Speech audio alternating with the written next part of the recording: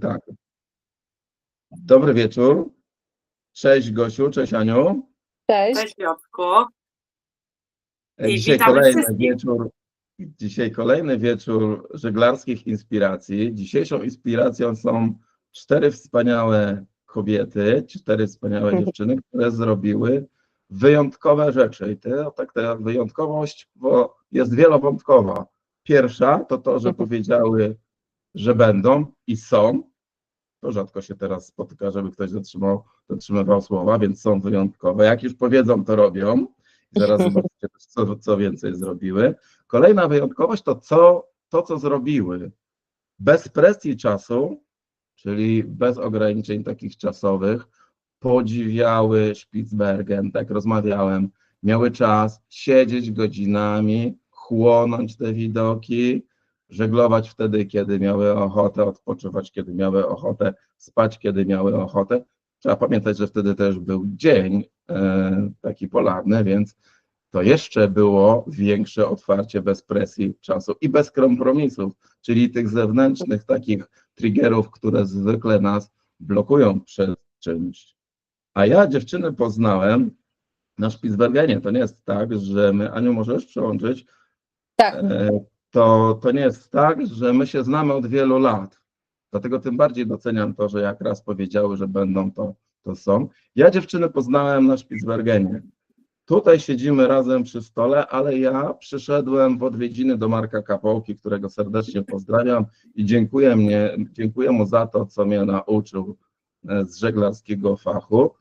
Tutaj zobaczcie, dziewczyny są nad mapą, coś planują, usiadłem. Co robicie? Planujecie. Wow, to już mnie wkręca. Gdzie? Tu będziecie pływać, tam. Popytałem, no i ostatnie pytanie, ale czym będziecie pływać? A one mówią, że tym. A ja tak, tymi medalniczkami? Tak. No i pomyślałem swoje, podziękowałem za spotkanie, pożyczyłem grzecznie powodzenia, bo doszedłem do wniosku, że to już jest koniec, bo się przecież nie znaliśmy. I za kilka dni dopływam do Zatoki Krwi, patrzę, tam jest obozowisko, podchodzę, a tam są dziewczyny. I pierwsze, co powiedziałem, to nie powiedziałem cześć, tylko to wy mnie nie kłamałyście. Słuchajcie, zapraszam was na opowieść o tym, że można realizować żeglarskie wyprawy w trudnych rejonach na mydelniczkach, bo zobaczcie, pomimo tego, że ja mam otwarty umysł, jak mi powiedziały, że na takich małych łódeczkach będą pływały, to doszedłem do wniosku, że mnie chcą spławić. No i tak to przyjąłem. Jeszcze raz podkreślam, że my się wtedy nie znaliśmy. Przyjąłem, ok, a zrobiły to i zrobiły to z wielką gracją. Serdecznie zapraszam na wieczór inspiracji. Inspirujcie się tym, co zrobiły te 4 wyjątkowe dziewczyny. Małgosia, Ania, Wiktoria i Asia. Zapraszam. Wasza w tej chwili jest sala wirtualna. Super, dzięki wielkie. To ja może zacznę tak na szybko jako pierwsza. No witamy wszystkich oczywiście bardzo serdecznie. Jesteśmy dzisiaj niestety tylko my dwie, czyli ja i Ania. Asia i Wiktoria są usprawiedliwione. Wiktoria jest w podróży, akurat po kraju, naszym kraju, a Asia gdzieś płynie w tej chwili akurat przez cieśninę Drake'a, więc jest szczególnie usprawiedliwiona. Zresztą wraca z Antarktyki, gdzie pływała dmuchanym pontono-kajaczkiem przez ostatnie 2 miesiące, więc myślę, że jest absolutnie jak najbardziej już całkiem. Dla ciekawych można zajrzeć na Arctowskiego stronę, bo tam jest trochę więcej o Asi badaniach i są zdjęcia z tego kajaka. W każdym razie podjęłyśmy tą wyprawę akurat my 4. Tak się stało, że początek trochę był przypadkowy, bo tak naprawdę ta wyprawa zaczęła się od łódek i w ogóle pomysł, czyli łódki już istniały. Zadzwonił do mnie kolega Marcin Sanetra i w styczniu zeszłego roku i zaczął opowiadać mi o łódce, którą zbudował, którą tu widać jest w budowie właśnie, akurat teraz na ekranie. I to miała być łódka desantowa, niezniszczalna, z polietylenu, która może mieć 2 silniki, ale ponieważ Marcin jest również zapalonym żeglarzem, zresztą doświadczonym bardzo, to wymyślił oczywiście, że to musi być również łódka żaglowa. I głównie dedykowana na arktyczne wody, czyli głównie Spitsbergen, Grenlandię, do desantów, przeznaczona do desantów na ląd. No i właściwie taka była wstępna rozmowa, ale oczywiście jakby sama idea tej łódki jakoś zalęgła mi się w głowie i właściwie następnego dnia do niego zadzwoniłam. Mówię, słuchaj Marcin, to jest super pomysł, te łódki mi się w ogóle bardzo podobają, one są piękne, mają tylko 3 metry, są w ogóle super świetne i trzeba je testować od razu w Arktyce, więc ruszajmy na Spitsbergen nimi. No a ponieważ Marcin też jest trochę szalony, no to stwierdził, że rzeczywiście pomysł jest świetny i on nas wesprze w taki sposób, że udostępni nam te łódki. No a potem już rozmyślałam, kto by jeszcze chciał pojechać i kto jest na tyle no w sumie trochę popieprzony, żeby ruszyć tak na taką wyprawę, a ponieważ z dziewczynami znałam się z wcześniejszych rejsów, z Anią i Jasią byłyśmy wcześniej już na Grenlandii, rok wcześniej, a z Wiktorią w ogóle w Chorwacji, ale tak jakoś się dobrze dogadałyśmy, więc pomyślałam, że super, że one są idealne i rzeczywiście one się od razu zgodziły na to, żeby wziąć w tym udział, w realizacji takiego szalonego pomysłu. No tu jesteśmy my. Tak, może szybko od razu o trasie, bo później nie będę miała tej całej mapki, będę miała kawałki. Dobra. No trasę, jak już zdecydowałyśmy, że płyniemy na Spitsbergen i że to się, jeszcze nie wiedziałyśmy nawet do końca kiedy, ale zdecydowałyśmy, no trochę czasu nam zajęło przeanalizowanie w ogóle map, też map no, statystyk pogodowych, statystyk pokazujących wiatr w danych miesiącach, kierunki wiatru, no do tego, że przy takich łódkach otwartokadłubowych, 3-metrowych, no nie ma trochę miejsca na błędy, takie błędy żeglarskie, więc naprawdę długo się głowiłyśmy nad tym, który moment wybrać. Zdecydowałyśmy się na drugą połowie lipca i zdecydowałyśmy, że popłyniemy na północną część Isfjordów, fiordy Ekman i Dixon Fjord, dlatego, że tam jest w ogóle pusto i bardzo mało tam jachtów pływa. Więc no, miałyśmy możliwość takiego spokojnego i samotnego też obcowania z przyrodą i trochę też tego chciałyśmy, takie ucieczki od ludzi. No i jednocześnie chciałyśmy mieć czas, właśnie to, co Piotr mówił na początku. To były nasze wakacje w ogóle, więc chciałyśmy mieć czas na takie spokojne po prostu pływanie, bez pośpiechu, bez takiej spiny, która jest normalnie na rejsach, że trzeba zrealizować jakiś plan i zobaczyć jak najwięcej punktów, a my nie miałyśmy w ogóle żadnych takiej presji, no a ponieważ były to łódki prototypowe, no to też nie do końca wiedziałyśmy, jak one się sprawdzą w 100%. Zresztą one dotarły na Spitsbergen w częściach. Wcześniej były przetestowane tylko kilkukrotnie, czyli wrócisz Ania tam do tych wcześniejszych. O, jest jeden jeszcze do tyłu. Tutaj. Pierwsze testy były w lutym. Akurat tak trafiło, że udało się na jeziorze Międzybrodzkiem najpierw przetestować łódkę, pierwszy egzemplarz i potem ten sam egzemplarz przetestowaliśmy w Norwegii, a właściwie dokładnie Wiktoria i tutaj widać jak pływa gdzieś tam pod koniec lutego po fiordach norweskich. No i ponieważ okazało się, że na szczęście się nie wywalają i da się generalnie nimi pływać, więc stwierdziliśmy, że super, no to ruszamy na Spitsbergen. Polecisz dalej, tam kolejne? No. No i generalnie potem w czerwcu jeszcze w ostatniej chwili robiliśmy, no już wszystkie robiłyśmy testy na Zalewie Szczecińskim i w Świnoujściu, żeby w ogóle nauczyć się wywracać łódkami i stawiać je no w razie ewentualnej wywrotki. Okazało się to naprawdę karkołomne. Na szczęście łódki te nie były specjalnie wywrotne, więc nie zaliczyłyśmy żadnej. W przeciwieństwie do lasera Pico, na którym tam na zdjęciu trenujemy wywalanie w ogóle.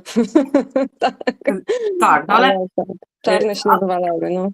Ale przygotowania w ogóle były wielowątkowe, bo no jednocześnie Ania z Asią, ja w ogóle mam broń i mam uprawnienia na broń, natomiast dziewczyny wcześniej nie miały do czynienia z bronią, więc zapisały się na strzelnicę, również po to, żeby uzyskać pozwolenie gubernatora Svalbardu, ponieważ no, wiedziałyśmy, że czekają nas ewentualne spotkania z niedźwiedziami, może się tak zdarzyć, więc musiałyśmy się uzbroić i przygotować do tego. No, na dużo różnych sposobów, to znaczy miałyśmy broń, byłyśmy przeszkolone, miałyśmy 2 sztucery, miałyśmy rakietnice i rakiety, no miałyśmy generalnie kupę sprzętu różnorakiego do obrony przed niedźwiedziami, miałyśmy też małego inricza, żeby ewentualnie móc wezwać pomocy, gdyby się coś naprawdę stało. No a oprócz tego właśnie prześledziłyśmy mapy też topograficzne i starałyśmy się przeczytać jak najwięcej w ogóle też o historii Svalbardu i historii dokładnie tego rejonu, w którym chciałyśmy się poruszać. Wymyśliłyśmy też, że no ponieważ w ogóle do tych łódek nie dało się za dużo zabrać ze sobą, no oczywiście planowałyśmy, że będziemy spały w namiotach, ale trochę liczyłyśmy, że uda nam się dostać do takich chatek traperskich, które generalnie namierzyłyśmy po drodze. No niestety później okazało się, że to tak się nie udaje jednak, nie do końca to idzie tak jak chcemy, więc w sumie spędziłyśmy 2 tygodnie pod namiotami. No ale generalnie przeprowadziłyśmy śledztwo i dość dobrze się przygotowałyśmy. No i generalnie 16, no tu jeszcze, jeszcze była jeszcze cały etap przygotowań, no różnego rodzaju, no bo jednocześnie i apteczkę musiałyśmy spakować, musiała być dość mała, miałyśmy trochę elektroniki, w związku z tym musiałyśmy wymyślić ładowanie, znalazłyśmy niezłe takie składane panele słoneczne z zasilaczami, które naprawdę dawały radę. Dość szybko ładowały wszystko i były bardzo pojemne i bardzo dobrze się zachowywały te składane panele, także to było super rozwiązanie. No i na wypadek jednak tego, że możemy wpaść do wody, no a woda na Spitsbergenie no generalnie nie grzeszy ciepłotą, więc około 2 stopni ma latem, nie? Można powiedzieć tam w fiordach. No to nie, no tam w jakichś momentami nawet było ich chyba z 8 albo 10, ale to i tak jest strasznie mimo wszystko dość zimny akwen, więc wymyśliłyśmy, że koniecznie musimy mieć suche kombinezony. No ale ponieważ nie miałyśmy kasy, no bo całą tą wyprawę realizowałyśmy właściwie z budżetów prywatnych, domowych, normalnych po prostu urlopowych. Więc, tak. Więc nie miałyśmy za dużo kasy na nowe kombinezony i wpadłyśmy na pomysł, że w ogóle najlepszym, najfantastyczniejszym rozwiązaniem są kombinezony brytyjskiego RAF-u, które gdzieś znalazłyśmy w demobilu i specjalnie zresztą do przymiarki tych kombinezonów pojechałyśmy gdzieś w okolice Trójmiasta i rzeczywiście upolowałyśmy takie kombinezony. No, przebitka cenowa jest w ogóle nieporównywalna. Te kombinezony można kupić od 350 zł i są zajebiste, naprawdę polecamy. Sprawdzone, nie? Tak. Wchodziłyśmy w nich do wody, co prawda nie na Spitsbergenie, ale do Odry w kwietniu, do rzeki Odry i gdzieś tam na jeziorach. Testowałyśmy wcześniej, czy przeciekają, a jeżeli przeciekają, to w których miejscach i jak bardzo. I nie bardzo. Nie bardzo, a tam, gdzie przeciekały, zostały naprawione uszczelkami do naprawy kół rowerowych. I to w ogóle super się sprawdziło. No to już zaczynamy. Tutaj te zdjęcia pokazują właśnie jak startowałyśmy. Leciałyśmy wszystkie przez Oslo do Longyearbyen. Nocowałyśmy na lotnisku w Oslo. Natomiast Gosia była już na miejscu, ponieważ prowadziła rejsy na jachtach ekspedycyjnych już na Spitsbergenie i na nas czekała. I tutaj akurat takie śmieszne zdjęcie, jak jestem cała spakowana na 2 tygodnie w terenie. I tu już po wylądowaniu tak wygląda Longyearbyen. Przywitało nas deszczem, nieciekawą pogodą. Zresztą Gosia nam relacjonowała, że do naszego przyjazdu to lało praktycznie cały tydzień, co jest anomalią latem na Spitsbergenie i trochę się zamartwiałyśmy, jak my to tam, no jak wypadnie start naszej wyprawy. Dalej. Tutaj takie właśnie turystyczne miasteczko, przystanek Alaska trochę. Przed rozpoczęciem samej wyprawy Gosia jeszcze miała na jedną noc swoją załogę do opieki, więc nie mogłyśmy się tam ulokować. Natomiast tutaj na zdjęciu widać, że można sobie fajne miejscówki do nocowania wynająć. Na Spitsbergenie to akurat jest stacja, można to tak nazwać, stacja polarna tajwańska, właściwie taki apartament wykorzystywany przez tajwańskich naukowców, jak przyjeżdżają na jakieś delegacje. Więc tak, byłyśmy przez jedną noc, właśnie miałyśmy schronienie i tutaj już wszystkie w komplecie. Przed rozpoczęciem wyprawy ona była zaplanowana właściwie na wtorek chyba, to siedzimy o 2:00 w nocy, tak to wygląda, znaczy tak jasno po prostu jest w tym czasie na szpicu i tak, tutaj już ostatnie właściwie przygotowania, są 2 jachty, Join Us i Pacific Star. Pacific Star miał nas finalnie dowieźć w miejsce docelowe, czyli tak jak Piotrek mówiłeś wcześniej, Krwawa Zatoka, czy jak tak nazwałeś to miejsce desantowe? Zatoka Faktycznie Krwi, to bo taka tak, na zdjęciach będzie widać, co miałeś na myśli. No i widać tutaj nasze 2 pafiny, nazywamy nasze jednostki roboczo i dumnie pafinami. One się tak oficjalnie nie nazywają, ale po prostu od razu informuję, że będzie łatwiej później w opowiadaniu. Musiałyśmy przetransportować właśnie jednego pafina z Join Usa jeszcze na pokład Pacyfika. Tutaj się pakujemy, to jest taka keja wielka. W ogóle chyba z tego samego materiału, co nasze pafiny, nie? Tak, to jest właśnie polietylenowy pomost i dokładnie taki sam materiał został użyty, tak. Więc nie do zdarcia po prostu. No, aha, dobra. To w sumie tak, etap pierwszy mamy, dotrwałyśmy do początku, czyli dzień desantu, tutaj właśnie już krwista woda. Start wyprawy, Ekman-Fjord, tak jak Gosia mówiła o tym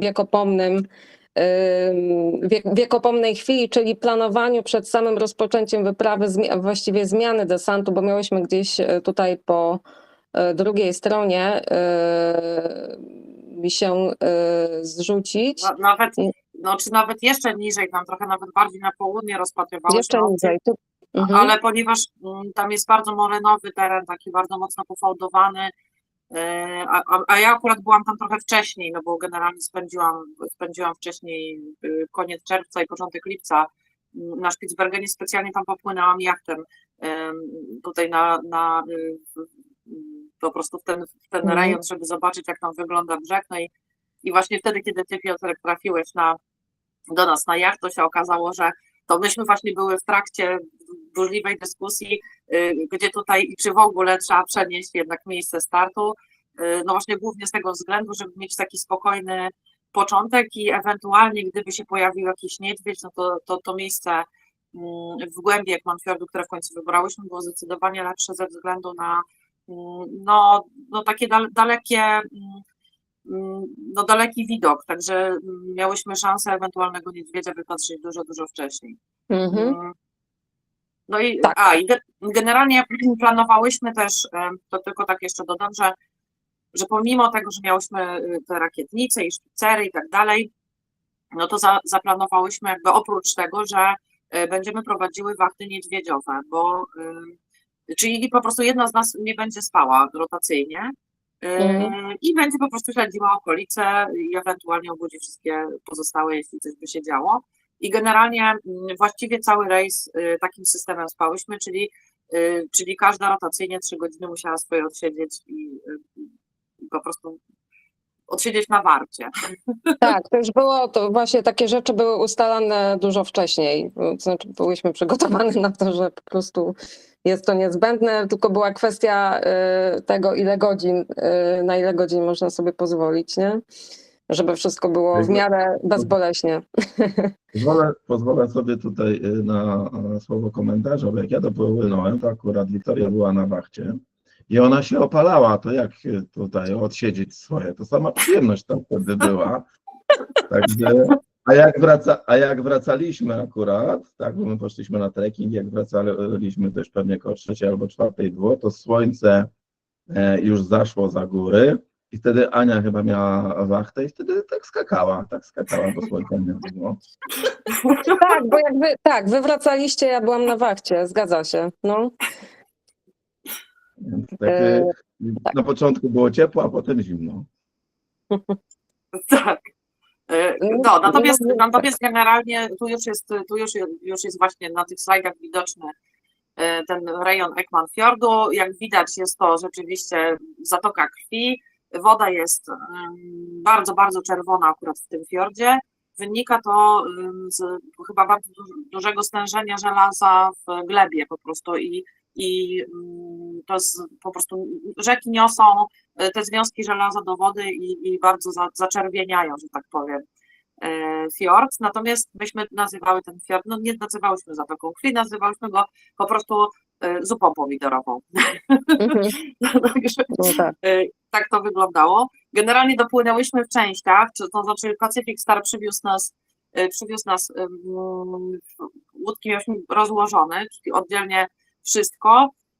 Robiłyśmy 2 desanty tak naprawdę, to znaczy 2 razy musiałyśmy obrócić, żeby wywieźć to wszystko, cały ten szpejk, który miałyśmy, żeby wywieźć na miejsce. Trochę nas to zmartwiło, bo właściwie nie do końca wiedziałyśmy, czy uda nam się potem spakować z tym wszystkim na raz. No ale generalnie byliśmy pełne optymizmu, więc w ogóle generalnie wszystko wyrzuciłyśmy na brzeg, rozstawiłyśmy namioty i już w ogóle byliśmy zadowolone, bo właściwie już byłyśmy na wakacjach. Pożegnałyśmy się z Pacyfikiem i oni popłynęli i po prostu zostałyśmy zupełnie same. Dopóki nas właśnie w nocy nie naszedł Piotr. Ale generalnie... Myślałem, że to jacyś Norwedzy albo ktoś tam mówi, co tu się dzieje, no taki pusty fiord, a jednak nie lubię, a to nasi. Tak, bo Wiktoria mówiła, że wy do niej hi powiedzieliście na początku, a ona do was cześć i byliście mocno zdziwieni tym faktem. Tak, no to ja mówiłem, że ja nie powiedziałem cześć, tylko że jednak wy, ale to przede mną jeszcze szły inne osoby. Tak. No w każdym razie ten pierwszy, tak wyglądał nasz pierwszy obóz.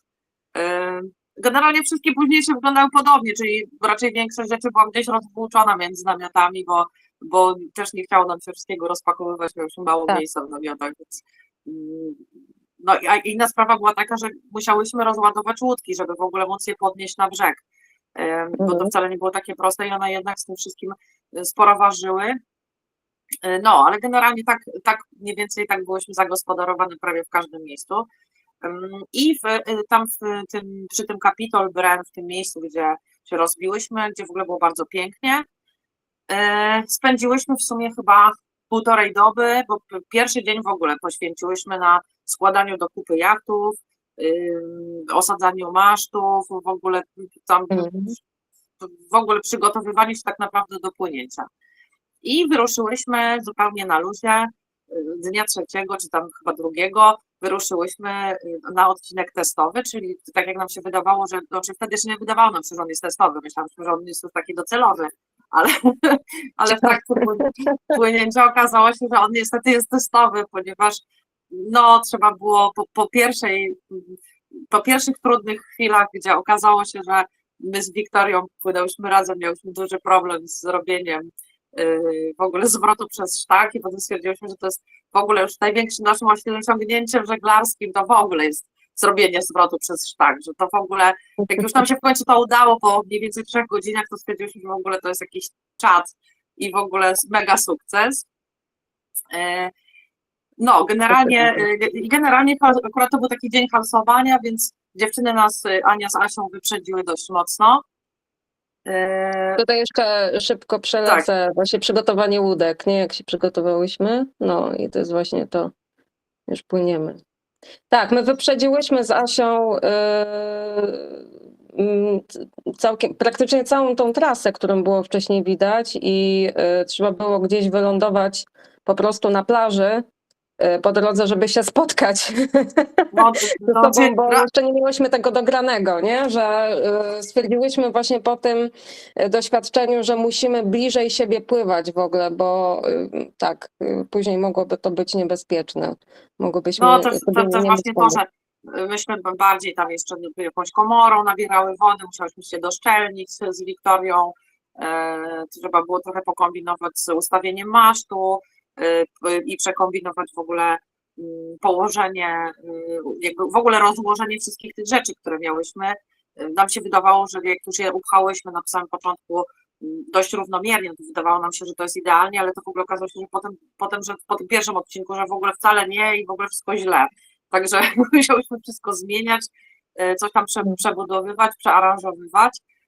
No ale generalnie no nie była to bułka z masłem, jak się okazało. Pomimo tego, że dzień był bardzo piękny, no to jednak jest to Arktyka i po 6 czy 5 godzinach płynięcia byliśmy w ogóle tak wykończone, że jak już stanęłyśmy gdzieś po drodze na plaży wszystkie, no to jest właśnie tak, to jest ta plaża, nie? To nie miałyśmy siły już, to jest nasze obozowisko, obóz numer 2, nie miałyśmy siły rozstawić namiotów, czyli po prostu zrobiliśmy jakiekolwiek jedzenie, wrzuciłyśmy karibaty, zawinęłyśmy się w śpiworki i tyle właściwie. Ale zobacz, tutaj się panelik ładuje, także elegancko tak, jest. Nie, no tak, była kultura.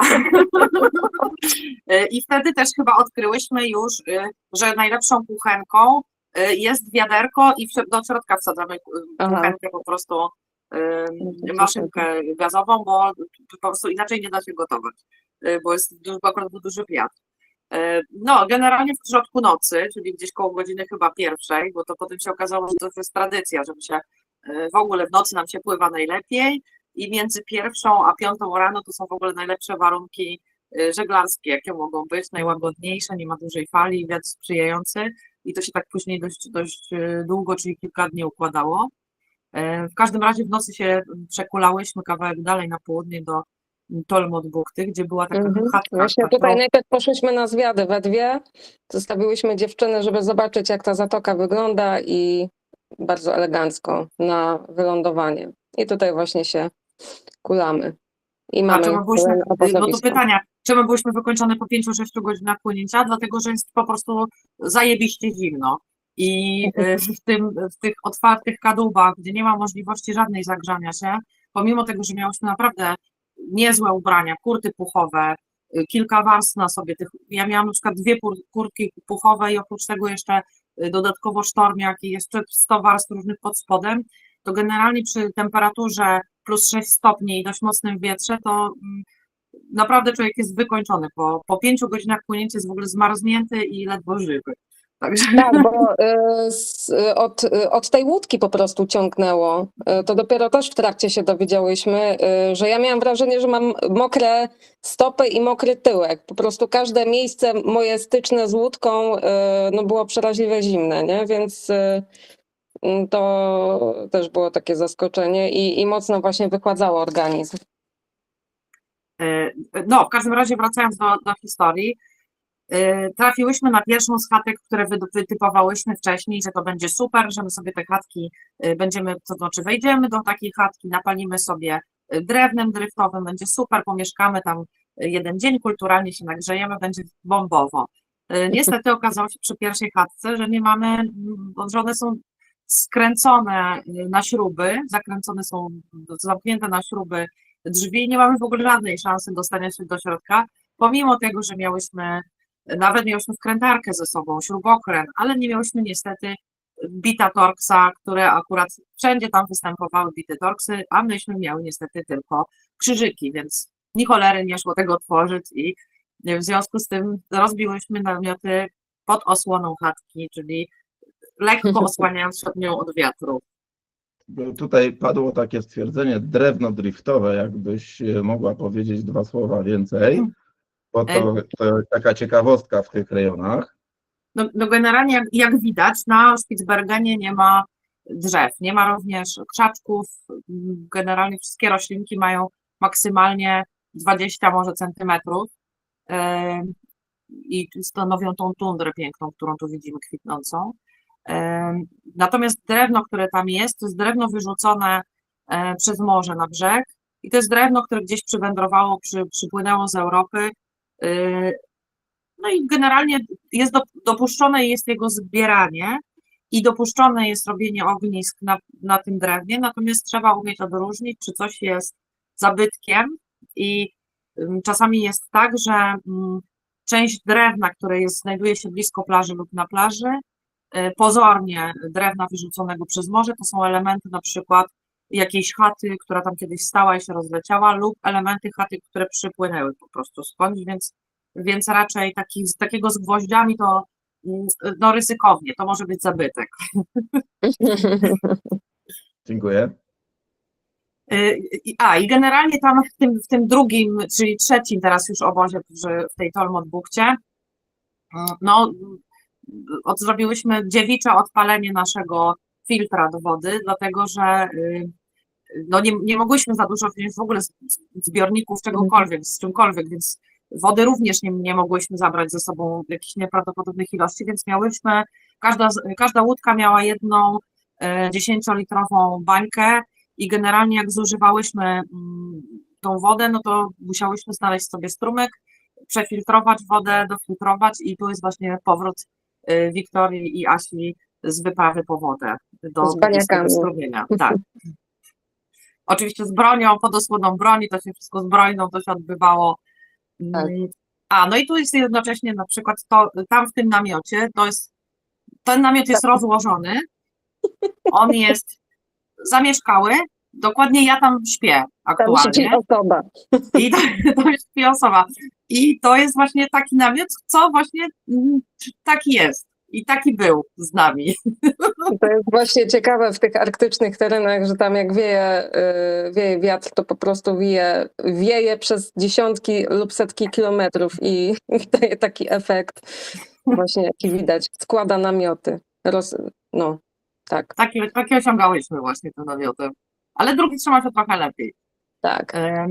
No i generalnie no tu jak widać takie normalne, codzienne życie tam prowadziłyśmy przez jeden chyba dzień, bo już potem, znaczy miałyśmy czas, ale właściwie stwierdziliśmy, że już obejrzałyśmy co miałyśmy do obejrzenia w okolicy i właściwie, że już stwierdziliśmy, że możemy już płynąć w stronę Dixon Fjordu, ale po drodze zahaczając o Kap Wiek, to jest takie miejsce bardzo dla nas kultowe, tam przez wiele, wiele lat mieszkał Harald Solheim, który był ostatnim, no i jest właściwie ostatnim żyjącym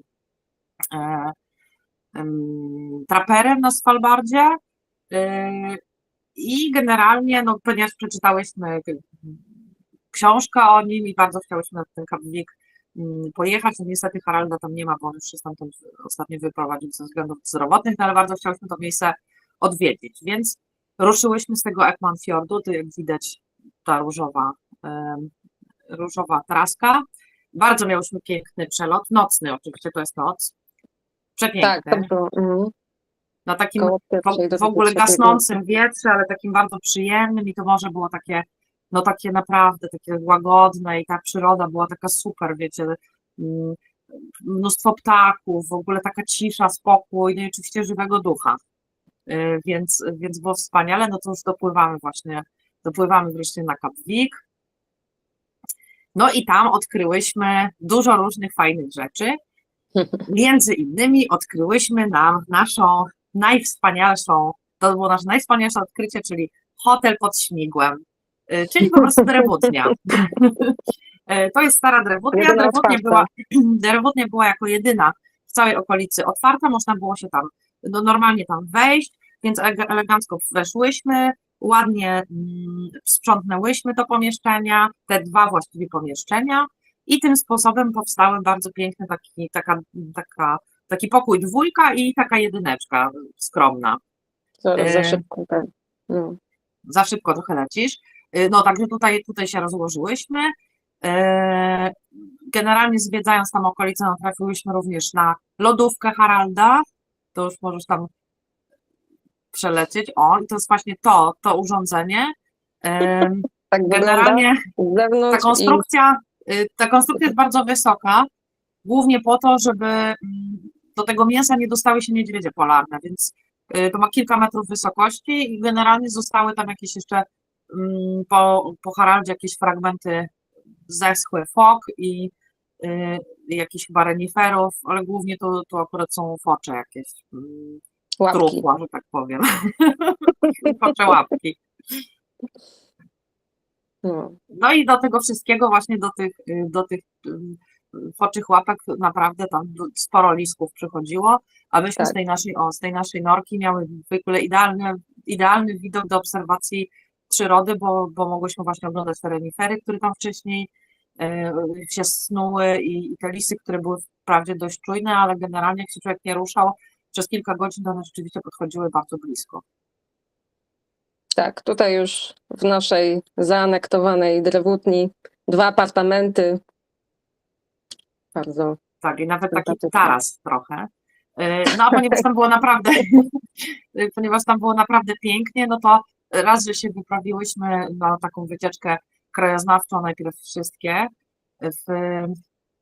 tak przez takie łąki właściwie pełne kwitnących wełnianek. Wtedy to są te takie białe kłębki, które widać tam. One są cudowne, puchate, w ogóle najcudowniejsze to są takie roślinki, które by się chciało głaskać w ogóle i dotykać, są cudowne. Więc wszędzie, gdzie spotykamy... A propos drewna, tak. Drewno driftowe zbierałyśmy tak, miałyśmy plan na szalony sobotni wieczór, czyli ognisko z krzyżówkami, więc zbierałyśmy sobie drewna i zrobiłyśmy wieczór. Pierwszy taki, można powiedzieć, imprezowy. Ponieważ sobota wieczór, tak? Tak, od razu widać, że to jest szalona impreza, tam się odbywa. Tak, ale naprawdę rozwiązywałyśmy krzyżówki w wolnych chwilach również, ponieważ z Anią wzięłyśmy, obydwie malujemy, wzięłyśmy ze sobą farby i kartony i generalnie w wolnych chwilach malowałyśmy, albo właśnie rozwiązywałyśmy krzyżówki, które wzięła Wiktoria, bo to były nasze wakacje po prostu, więc musiało być trochę wakacyjne jakieś takiej rozrywki w tym wszystkim. Tak. Tu generalnie Asia i wynalazki Asi, czyli pyszne owsianki, których ja nie byłam w stanie jeść, bo ja w ogóle nie cierpię owsianki, ale ona zajadała i była przeszczęśliwa. My z Gosią się kulinarnie bardzo dogadywałyśmy, to znaczy po prostu nie jadłyśmy owsianek, więc wszystkie były dla dziewczyn, dla siebie i Wiktorii. My byśmy wolały mięso, którego nie miałyśmy, więc w sumie to tam miałyśmy ciężko, co? Ze śniadaniami. To znaczy w ogóle, bo generalnie, ponieważ miałyśmy bardzo mało miejsca, wzięłyśmy ze sobą liofilizowane jedzenie na całe 2 tygodnie. Tak, pyszniutkie. Z różnych przyczyn, z takich też, żeby nie wozić rzeczy pachnących jedzeniem, żeby nie wozić garnków, żeby jakby ograniczyć bagaż i w ogóle wszystko do minimum, więc wybór był jaki był, no i stąd właśnie były do wyboru owsianki, jaglanki lub nie wiadomo co, ale miałyśmy taką nagrodę też, bo miałyśmy ze sobą 3 paczki kabanosów i one po prostu bardzo tam poprawiły nastrój. Miałyśmy też 2 słoiki nutelli, które w ogóle były czymś najwspanialszym, a ja potem już nie byłam w stanie patrzeć w ogóle na liofilizowane żarcie, więc po prostu jadłam łychę nutelli z masłem orzechowym i to było w ogóle najlepsze, co mnie mogło spotkać. No ale generalnie jakoś tam sobie radziłyśmy jedzeniowo. Liofilizowane żarcie generalnie to był jakby taki najgorszy punkt, z którym się trzeba niestety przemęczyć. No i stojąc tam na Cap Vic, no kiedy my się pogrążałyśmy z Anią w jakichś malarskich wyczynach, Wiktoria z Asią ruszyły w góry, czyli po prostu dla każdego coś dobrego. Tak, poszły się zmęczyć. I tutaj właśnie widać no tu strzałka Zdjęcie pokazuje nasze obozowisko na Cap Vic i tutaj dziewczyny miały no, przepiękne widoki. Właściwie to zastąpiło zdjęcia z drona, prawda? To one po prostu weszły na górę. Było pięknie widać całą naszą trasę praktycznie i właśnie wejście do Dixon Fjord, czyli nasza kolejna destynacja. No i no, piękna dzika fauna. Ja się tu nie będę rozgadywać, bo akurat 2 dziewczyn, co były w górach, nie ma teraz, ale to na prezentacji są takie właśnie zdjęcia. Ale widoki w ogóle super i ta okolica tego Cap Vic też jest, to znaczy tam w ogóle to akurat myśmy wybrały naprawdę taką część, kurczę, mało oklepaną tego Spitsbergenu i naprawdę no tam ta okolica i ten Dixon Fjord po prostu były, tam widoki były obłędne i tam na każdym kroku generalnie coś się działo. Natomiast tu jest jeszcze ciekawa historia, to jest piękny wodospad i ten wodospad został później łazienką. Ponieważ przez dziewczyny, tak. Ponieważ minęło już kilka dni i uznałyśmy, że no, warto dbać o higienę, nawet w tych trudnych warunkach i chusteczki mokre, jednak dzieciowe, nie załatwiają wszystkiego i jednak może fajnie by było na przykład umyć głowę. Więc każda przyjęła trochę inną taktykę, czyli Asia z Wiktorią, ponieważ odkryły, że jest takie coś jak prysznic, no to one po prostu skorzystały z tego prysznica. Natomiast myśmy z Anią zupełnie przyjęły różne taktyki. Ja na przykład wkładałam głowę do takiego jeziorka, takiej sadzawy, którą znalazłam przy plaży. Sadzawa za domkiem, tak. Tak, ale z krystalicznie czystą i po prostu koszmarnie zimną, lodowatą wodą, ale dało radę. I tak jakoś trochę głowę najpierw, potem trochę tam każda część ciała jakby oddzielnie i to dało radę. Ania, ty chyba najcwaniej zrobiłaś, bo po prostu... Tak, bo ja zmarzłam trochę na tym malowaniu i stwierdziłam, że ja po prostu nie wejdę do tej sadzawy i chciałam ją sobie sprytnie, w cudzysłowie mówię, sprytnie podgrzać. Myślałam, że będę najcwańsza z was wszystkich, ale po prostu ten garneczek mały był tak strasznie mało wydajny, że po prostu tym litrem wody to ja nie wiem, czy uzyskałam stopień więcej. W każdym razie tak, ja się myłam z wiadra, po prostu nabrałam wiadra z tego bajora, ogrzałam wrzątkiem, litrem wrzątku i po prostu tak, jakoś też częściowo się myłam i wylałam to po prostu później wiadro na siebie całe. Więc takie były różne taktyki. Mycia. No ale generalnie no jakby nie polecamy tego robić zbyt często, lepiej zakładać więcej warstw na siebie i jednak izolować ciało od otoczenia i to jest jakby bezpieczniejsze mimo wszystko. No i generalnie po takiej bardzo intensywnej niedzieli, no, niedzielnej bardzo, z myciem i w ogóle z wypasionymi wycieczkami, trzeba było ruszyć dalej. Tradycyjnie nocą ruszyłyśmy dalej. I to też było piękne płynięcie, takie w ogóle bardzo, bardzo spokojne i takie... No takie jeszcze na te płótki szykujemy. Tak, no jeszcze trzeba było je przeserwisować oczywiście i takie już w ogóle, tam się płynęło w ogóle fantastycznie. Do środka już Dixon Fjordu. Tutaj miałyśmy swojego zaprzyjaźnionego Fulmara po drodze. I jak wpłynęłyśmy już do Dixon Fjordu w okolice takiej doliny Mygdalen, ona się nazywa. W ogóle to było śmieszne, bo myśmy się bardzo wzruszały z Anią i Wiktorią, że ojej, Mygdalen, jak to pięknie brzmi, w ogóle tak romantycznie i ojej. A Asia mówi, no Mygdalen, czyli Dolina Komarów i my takie tak, Asia zna norweski.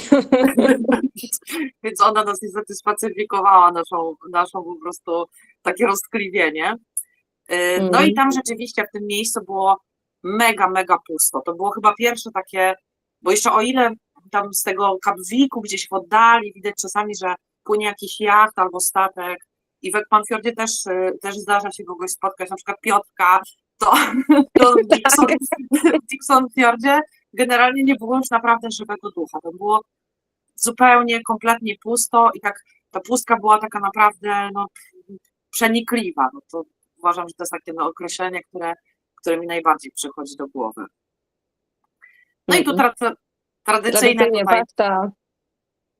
Tak, tu Ania akurat swoje. Tutaj tradycyjnie kuchnia. To jest kambus i to już jest koniec tego kambusa. To już jest koniec kuchni, to już jest całość jakby kuchni. Dla nas wszystkich. No. A jak planowaliście odcinki, które chcecie przepłynąć? No właśnie, myśmy nie musiały przepływać żadnych odcinków. My w ogóle stwierdziliśmy na początku, że my nic nie musimy.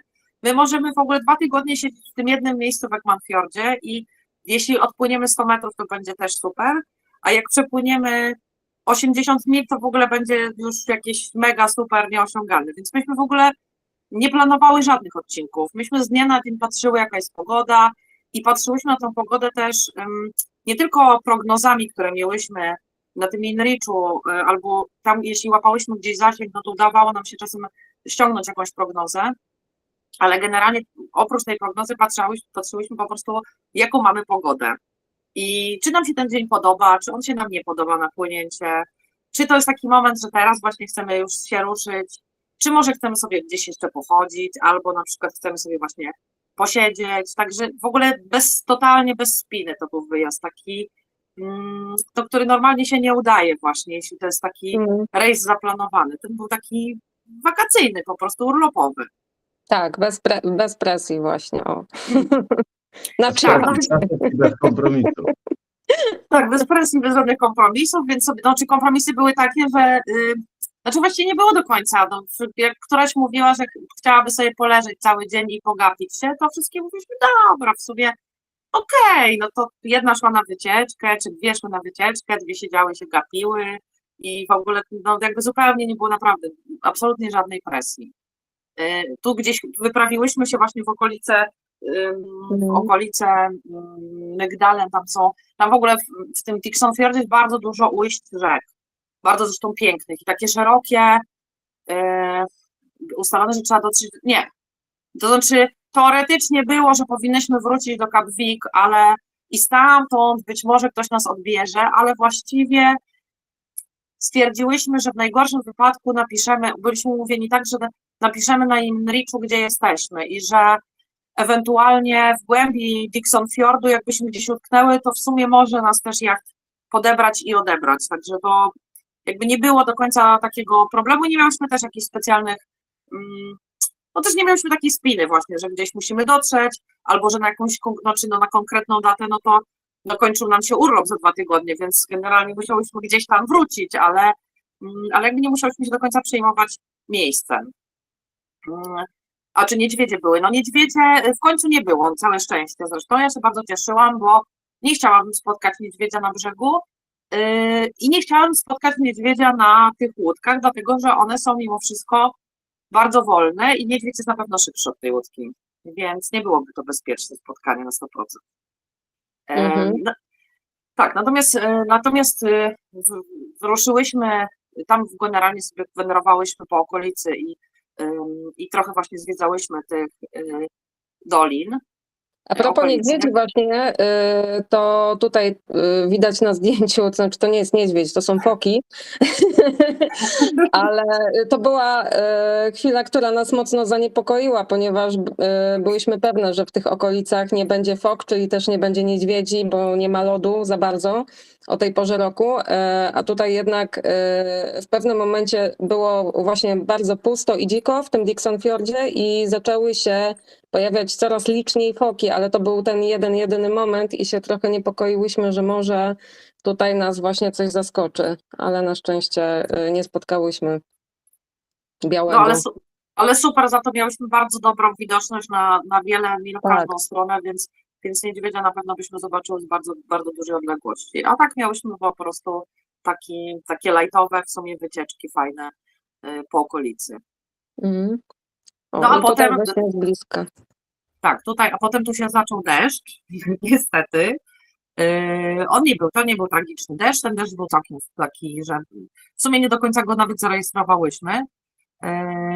No a tutaj to jest właśnie typowa akcja filtrowania wody w strumieniu. No, No i to taki deszcz, no leje po prostu, no jak leje, no to wszystko jest mokre i my jesteśmy mokre i namioty są mokre i one jednak przeciekają, jak się okazało, i w ogóle wszystkie rzeczy są, absolutnie wszystkie są mokre, więc po prostu trzeba się przyzwyczaić do tego, że jest się mokry. tak, ale Natomiast cieszyłyśmy się, że się rozpogodzi za chwilę, to nam wszystko wyschnie, ale to wtedy tak było. tak, to wtedy się cieszyłyśmy i rzeczywiście za chwilę ten rzęsisty deszcz przeszedł i nagle się okazało, że ten dzień to jest w ogóle najpiękniejszy dzień całej naszej wyprawy, najcieplejszy zresztą. Chyba wtedy to było nawet ze 12 stopni, to był naprawdę hit, więc Tak. odpaliłyśmy silniczki, bo w ogóle nie było żadnego wtedy wiatru i po prostu pokulałyśmy się dalej na północ w głąb Dixonfjordu i dopłynęłyśmy do takiej tak zwanej chatki ostatniej szansy, ponieważ to była ostatnia chatka, którą mieliśmy po drodze i stwierdziłyśmy, że być może to ta jedyna chatka, to będzie ta chatka, która jest otwarta, ponieważ wszystkie inne były zamknięte, no poza Drewutnią oczywiście. To zaraz będzie chatka. Tak, i tu dotarłyśmy w taką północną część już Dixonfjordu i tam było takie Fjellet, to się nazywa. No ale niestety okazało się, że ta chatka to już jest w ogóle wybitnie zabita dechami, więc już w ogóle po prostu ręce nam opadły, ale trudno, więc tradycyjnie rozłożyłyśmy sobie namioty, a ponieważ to był taki piękny dzień, no to właśnie wtedy stwierdziliśmy, że to jest właśnie ten dzień, kiedy założymy nasze sukienki, które kulałyśmy ze sobą. Tak, zrobię sobie kopalne zdjęcie. Były wiele prób, jedna udana, więc tak, którą widać z logo na początku. Tak, to było dość szalone. No nie wytrzymałyśmy jednak dość długo. Trzeba się było, najlepiej to się jednak było ubrać w dużo warstw i kalosze i grube wełniane skarpety. No i już jak się tak dobrze zezbroiłyśmy z powrotem w ubrania, to ruszyłyśmy na bardzo fajny trekking do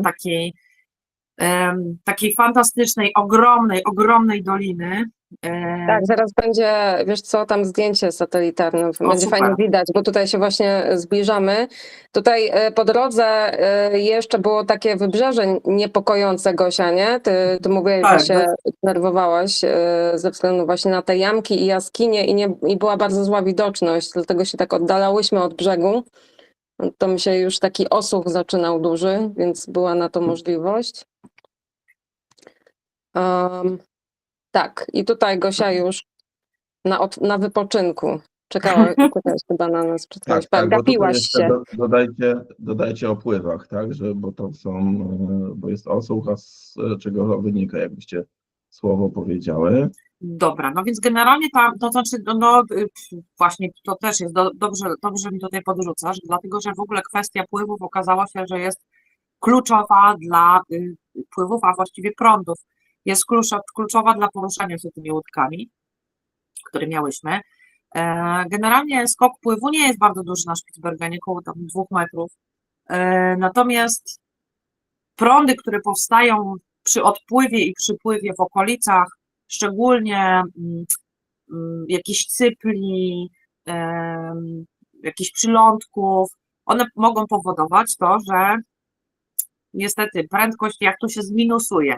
To znaczy tak małego jachtu przy małym wietrze, więc naprawdę dobrze to trzeba było, jak się już zorientowałyśmy, że to ma taki znaczący wpływ na nas, bo to jest w ogóle nieodczuwalne, jeśli pływa się dużym, normalnym jachtem, ekspedycyjnym, czy no w ogóle po prostu jachtem. Natomiast pływanie taką łódką, no to generalnie plus 1,5 węzła lub minus 1,5 węzła robi często zasadniczą różnicę, także to była jedna kwestia. Druga kwestia była taka tych osuchów. Osuchy to są takie miejsca, gdzie przy odpływie ujawnia się część dna, czyli no, osusza się fragment lądu i generalnie da się tam czasem przejść, a czasem się nie da, bo jest dość błotniście. No tu akurat te osuchy były takie przyjemne i potem się w ogóle fajnie chodziło i to było takie, no super, to było w ogóle bardzo, bardzo fajne miejsce. To akurat tam w tej głębi tego Dixonfjordu było świetnie po prostu. To jeszcze wracając do tych prototypów, jakbyście powiedziały słowo właśnie o mapach, bo my jesteśmy przyzwyczajeni, że uczymy się i są i diamenty są i to wszystko można jakoś wyliczyć, a powiedzcie, jak tam jest. No, my w ogóle tego nie liczyłyśmy, to znaczy szczerze mówiąc trochę to miałyśmy gdzieś.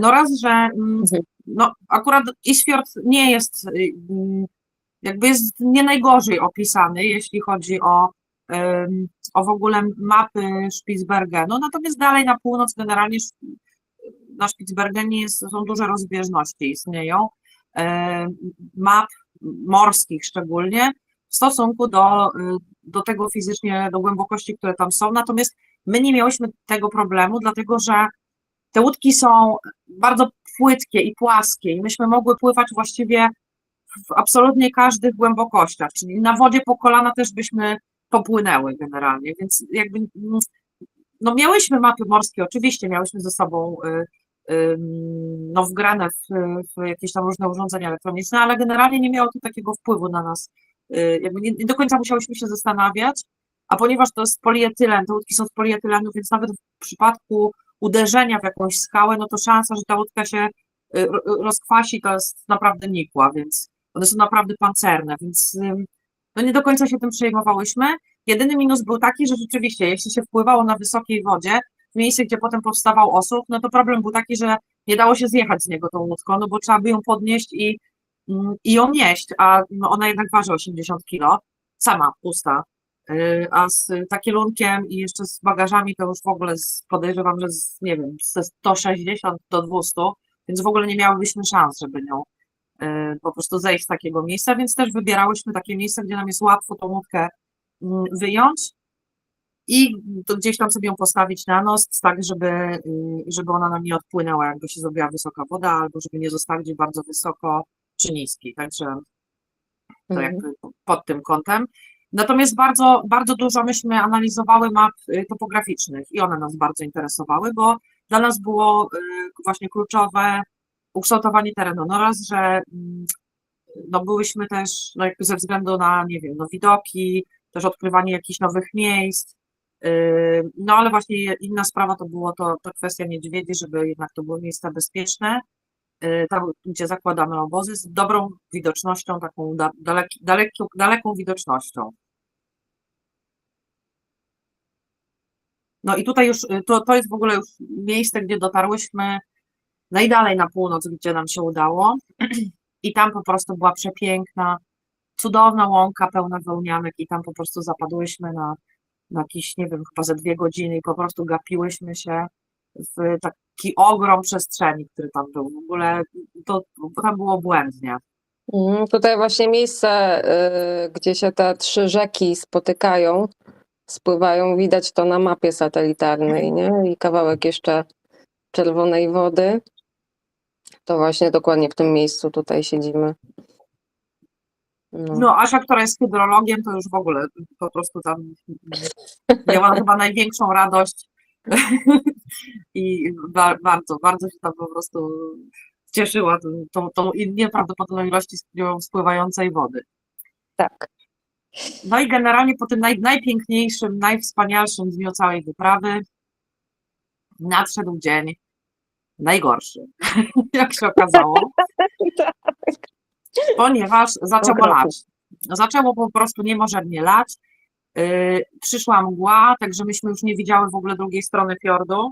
No i stwierdziłyśmy jeszcze na początku, że może kurczę to przejdzie, a ponieważ już nie mieliśmy za bardzo prognoz od kilku dni i nie do końca już byliśmy poza zasięgiem, to prognozy nam się trochę rozjechały z tym, co miałyśmy jakby ostatnimi, które miałyśmy. Trochę nie dowierzałyśmy Inericzowi, właściwie chyba trochę głupio, bo jednak się potem okazało, że on miał jednak rację. Że będzie to przegnilało non-stop. Że będzie przegnilało non-stop, nie chciałyśmy w to wierzyć i stwierdziłyśmy, że popłyniemy na drugą stronę Dixenfjordu, którego już jak widać tu nie widać po prostu. Tak, nie wiem, czy pamiętacie te kalejdoskopowe panoramy wcześniej, parę slajdów wcześniej, to właśnie one tam są. Te góry tam są. Skały. Po drugiej stronie. No, tak, natomiast właśnie zaczęło wtedy koszmarnie lać i i stwierdziłyśmy, że w takim razie płyniemy na drugą stronę fiordu. No i niestety w dwóch trzecich tego fiordu okazało się, że właściwie to jest coraz gorzej zamiast coraz lepiej. I postanowiłyśmy, Tak, tutaj wyruszamy jeszcze z Takefjellem, stwierdziłyśmy, że dopłyniemy no, generalnie byliśmy już desperowane, stanęłyśmy na takim przylądku Cap Smith, już dość niedaleko tego Cap Vic, gdzie mieszkał Harald z naszą drewutnią, natomiast tam jest takie miejsce, że musiałybyśmy wyjść na otwarty, jakby wpłynąć w otwarty Eastfjord, a akurat miałyśmy południowy wiatr i wiedziałyśmy, że tam będzie bardzo duża fala. A ponieważ bałyśmy się takiej dużej fali powyżej metra, bo z tego względu, że po prostu martwiłyśmy się, że się powywalamy z tymi łódkami, było koszmarnie zimno, wtedy było chyba za 2 albo 3 stopnie i lał po prostu naprawdę niemożebny deszcz, stanęłyśmy po prostu gdziekolwiek w tej mgle z beznadziejnym po prostu miejscu. Jak widać, generalnie okazało się, że leje tak, że my nie jesteśmy ani w stanie rozpalić ogniska, żeby trochę posuszyć rzeczy, bo wszystko miałyśmy mokre, wszystko. Zostały nam tylko jakieś pojedyncze sztuki na przebranie, ponieważ zwijałyśmy już mokre namioty, więc one były już mokre, ze wszystkim mokrym. To było po prostu dno, osiągnęłyśmy dno po prostu emocjonalne w tym miejscu i po kilku godzinach stania w tych strugach deszczu, ja bez możliwości rozpalenia ogniska, ja stwierdziłam, że nie mogę, że po prostu nie może mi się tak lać na twarz, bo oszaleję, więc wybudowałyśmy sobie taki namiocik i stwierdziliśmy, że to jest taki szałasik, właśnie z drewna dryftowego powiązanego jakimiś linami, które miałyśmy na zapasie. Rozebrałyśmy łódki, postawiłyśmy z żagli, zbudowałyśmy dach i to było w ogóle jakieś fantastyczne doznanie, naprawdę nam to trochę nam ulżyło przez parę godzin w tym miejscu. No i generalnie ale generalnie było zimno i stwierdziłyśmy, że w ogóle już nie trudno, ryzyk fizyk, bo po prostu zdechniemy, tam już generalnie ocierałyśmy się o hipotermię i stwierdziłyśmy, że trudno, ruszamy, ryzyk fizyk, po prostu fala, nie fala, ruszamy na ten Cap Vic, bo jedyne miejsce, gdzie możemy w ogóle na ostatnią zmianę ubrań suchych się przedzierzgnąć, to jest właśnie nasza drewutnia, która wiedziałyśmy, że jest otwarta i to jest po prostu nasz ratunek. Więc wyruszyłyśmy. Było, słuchajcie, tak zimno, że grzałyśmy sobie ręce wodą morską, czyli wkładałyśmy łapki w morze i po prostu stwierdzałyśmy, że to jest prawie jak grzejniczek. No w ogóle jest fantastycznie. W ogóle już nie czułyśmy rąk, no w ogóle miałyśmy sine usta, było koszmarnie. Jak wypłynęłyśmy już na przesmyk, już prawie na wysokość Cap Vicu, to już w ogóle to już był koszmar, bo fale rzeczywiście były duże. Nam zresztą padł silnik, dziewczyny nas holowały drugą łódką kawałek, zanim to się w ogóle jakoś tam naprawiło, coś zrobiło, no to jeszcze chwila minęła, ja już miałam wizję, że wydryfujemy, ale stwierdziłam, dobra, mamy 150 metrów do brzegu, to jakoś nas ta fala wyrzuci po prostu, koniec końców i jakoś wypełźniemy, a w sumie to jakby to morze jest trochę cieplejsze, więc może nie będzie tak źle, jest cieplejsze niż to powietrze, więc damy radę. No ale generalnie koniec końców jakoś udało nam się dokulać tam do naszej właśnie drewutni i tam się po prostu zainstalowałyśmy, a ponieważ cała ta trasa z tego Takefjell zajęła nam z tym postojem na Cap Smith no naprawdę ładnych parę godzin, to byliśmy już tak wykończone, że to był jeden raz, kiedy naprawdę nie miałyśmy siły trzymać wacht niedźwiedziowych i po prostu wszystkie padłyśmy trupem tam w tej chatynce. Tak, z jedynki zrobiłyśmy dwójkę. Mówię o apartamencie, tutaj właśnie ja z Gosią. Tak wyglądało w środku, wszystkie rzeczy musiały być w środku, bolało non-stop, więc i one tam nie schły, to było tak, wszystkie dziury, gdzie hulał jeszcze wiatr, też pozatykałyśmy. Było strasznie zimno, ale w śpiworach się jakoś po paru godzinach ogrzałyśmy. No miałyśmy ten zestaw suchych ciuchów, który nas uratował, którego nie wyciągałyśmy wcześniej bez sensu. Tutaj Asia z Wiktorią. Wiktoria poszła spać na 20 godzin, tak stwierdziłyśmy. Znaczy naprawdę poszła spać, my poszłyśmy spać na 16, Wiktoria na 20.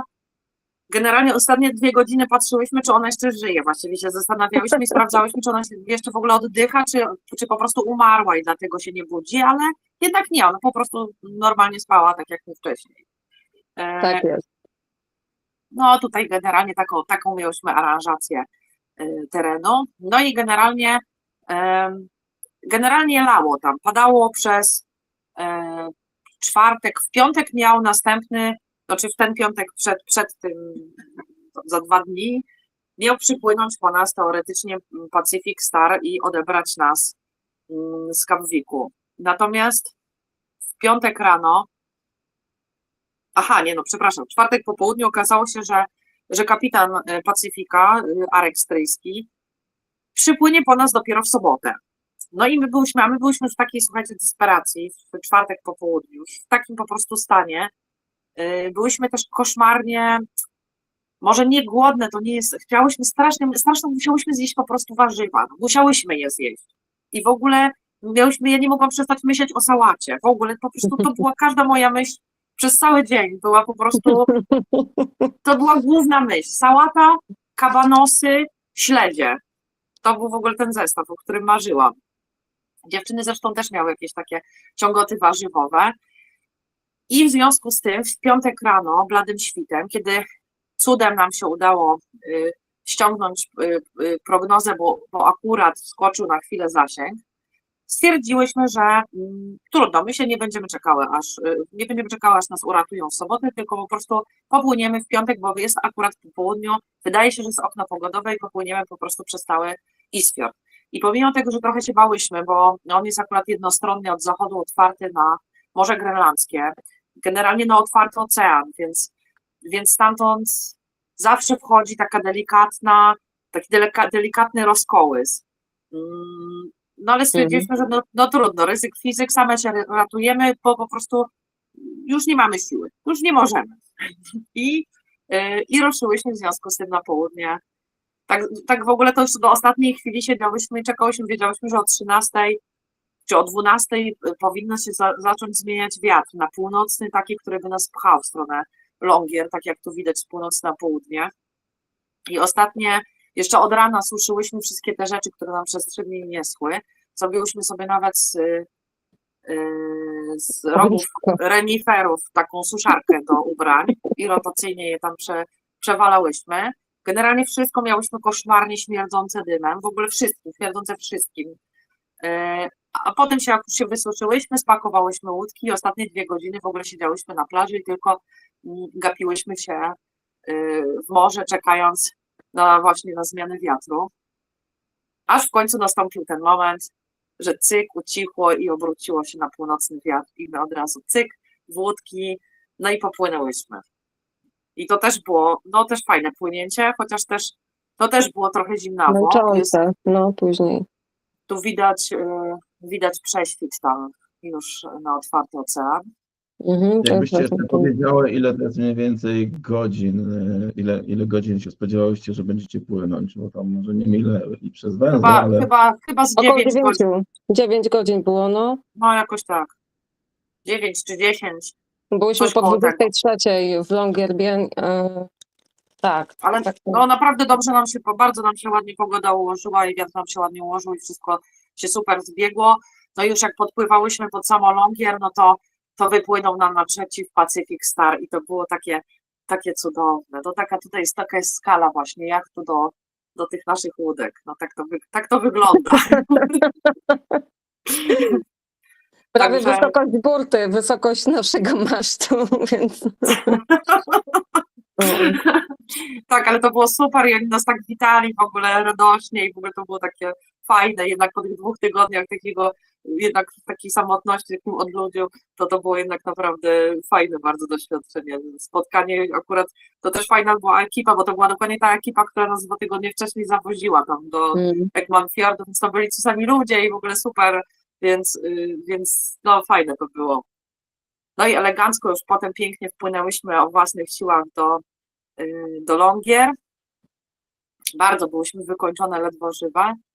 Tutaj na żaglach jeszcze ostatnie po prostu do burty Pacyfika. No i I otworzyłyśmy szampana oczywiście na zakończenie.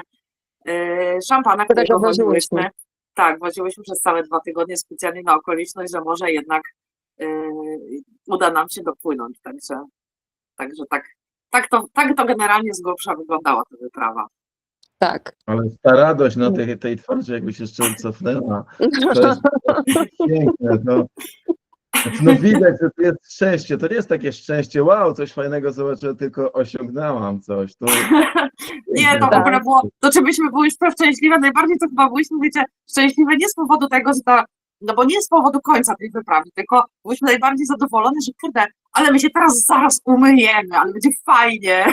No i nażremy się czegoś. Nażremy się czegoś pysznego. I właściwie gdybyśmy to załatwiły, to mogłybyśmy płynąć już z powrotem dalej gdzieś, tak samo na luzie. Ale tak, jednak tak, ale jednak ciepły prysznic to było wow, to było coś naprawdę niesamowitego. No, tutaj małe pafinki już też odpoczywają.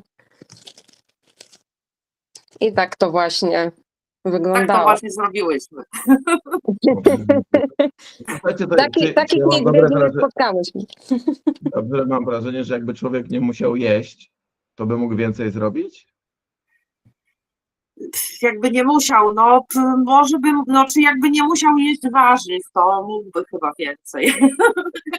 To znaczy inaczej, kurczę, to jest właśnie to, że myśmy nie chciały bić żadnych rekordów, ani nic, jakby nie taka była idea tego wyjazdu w ogóle i całej tej wyprawy.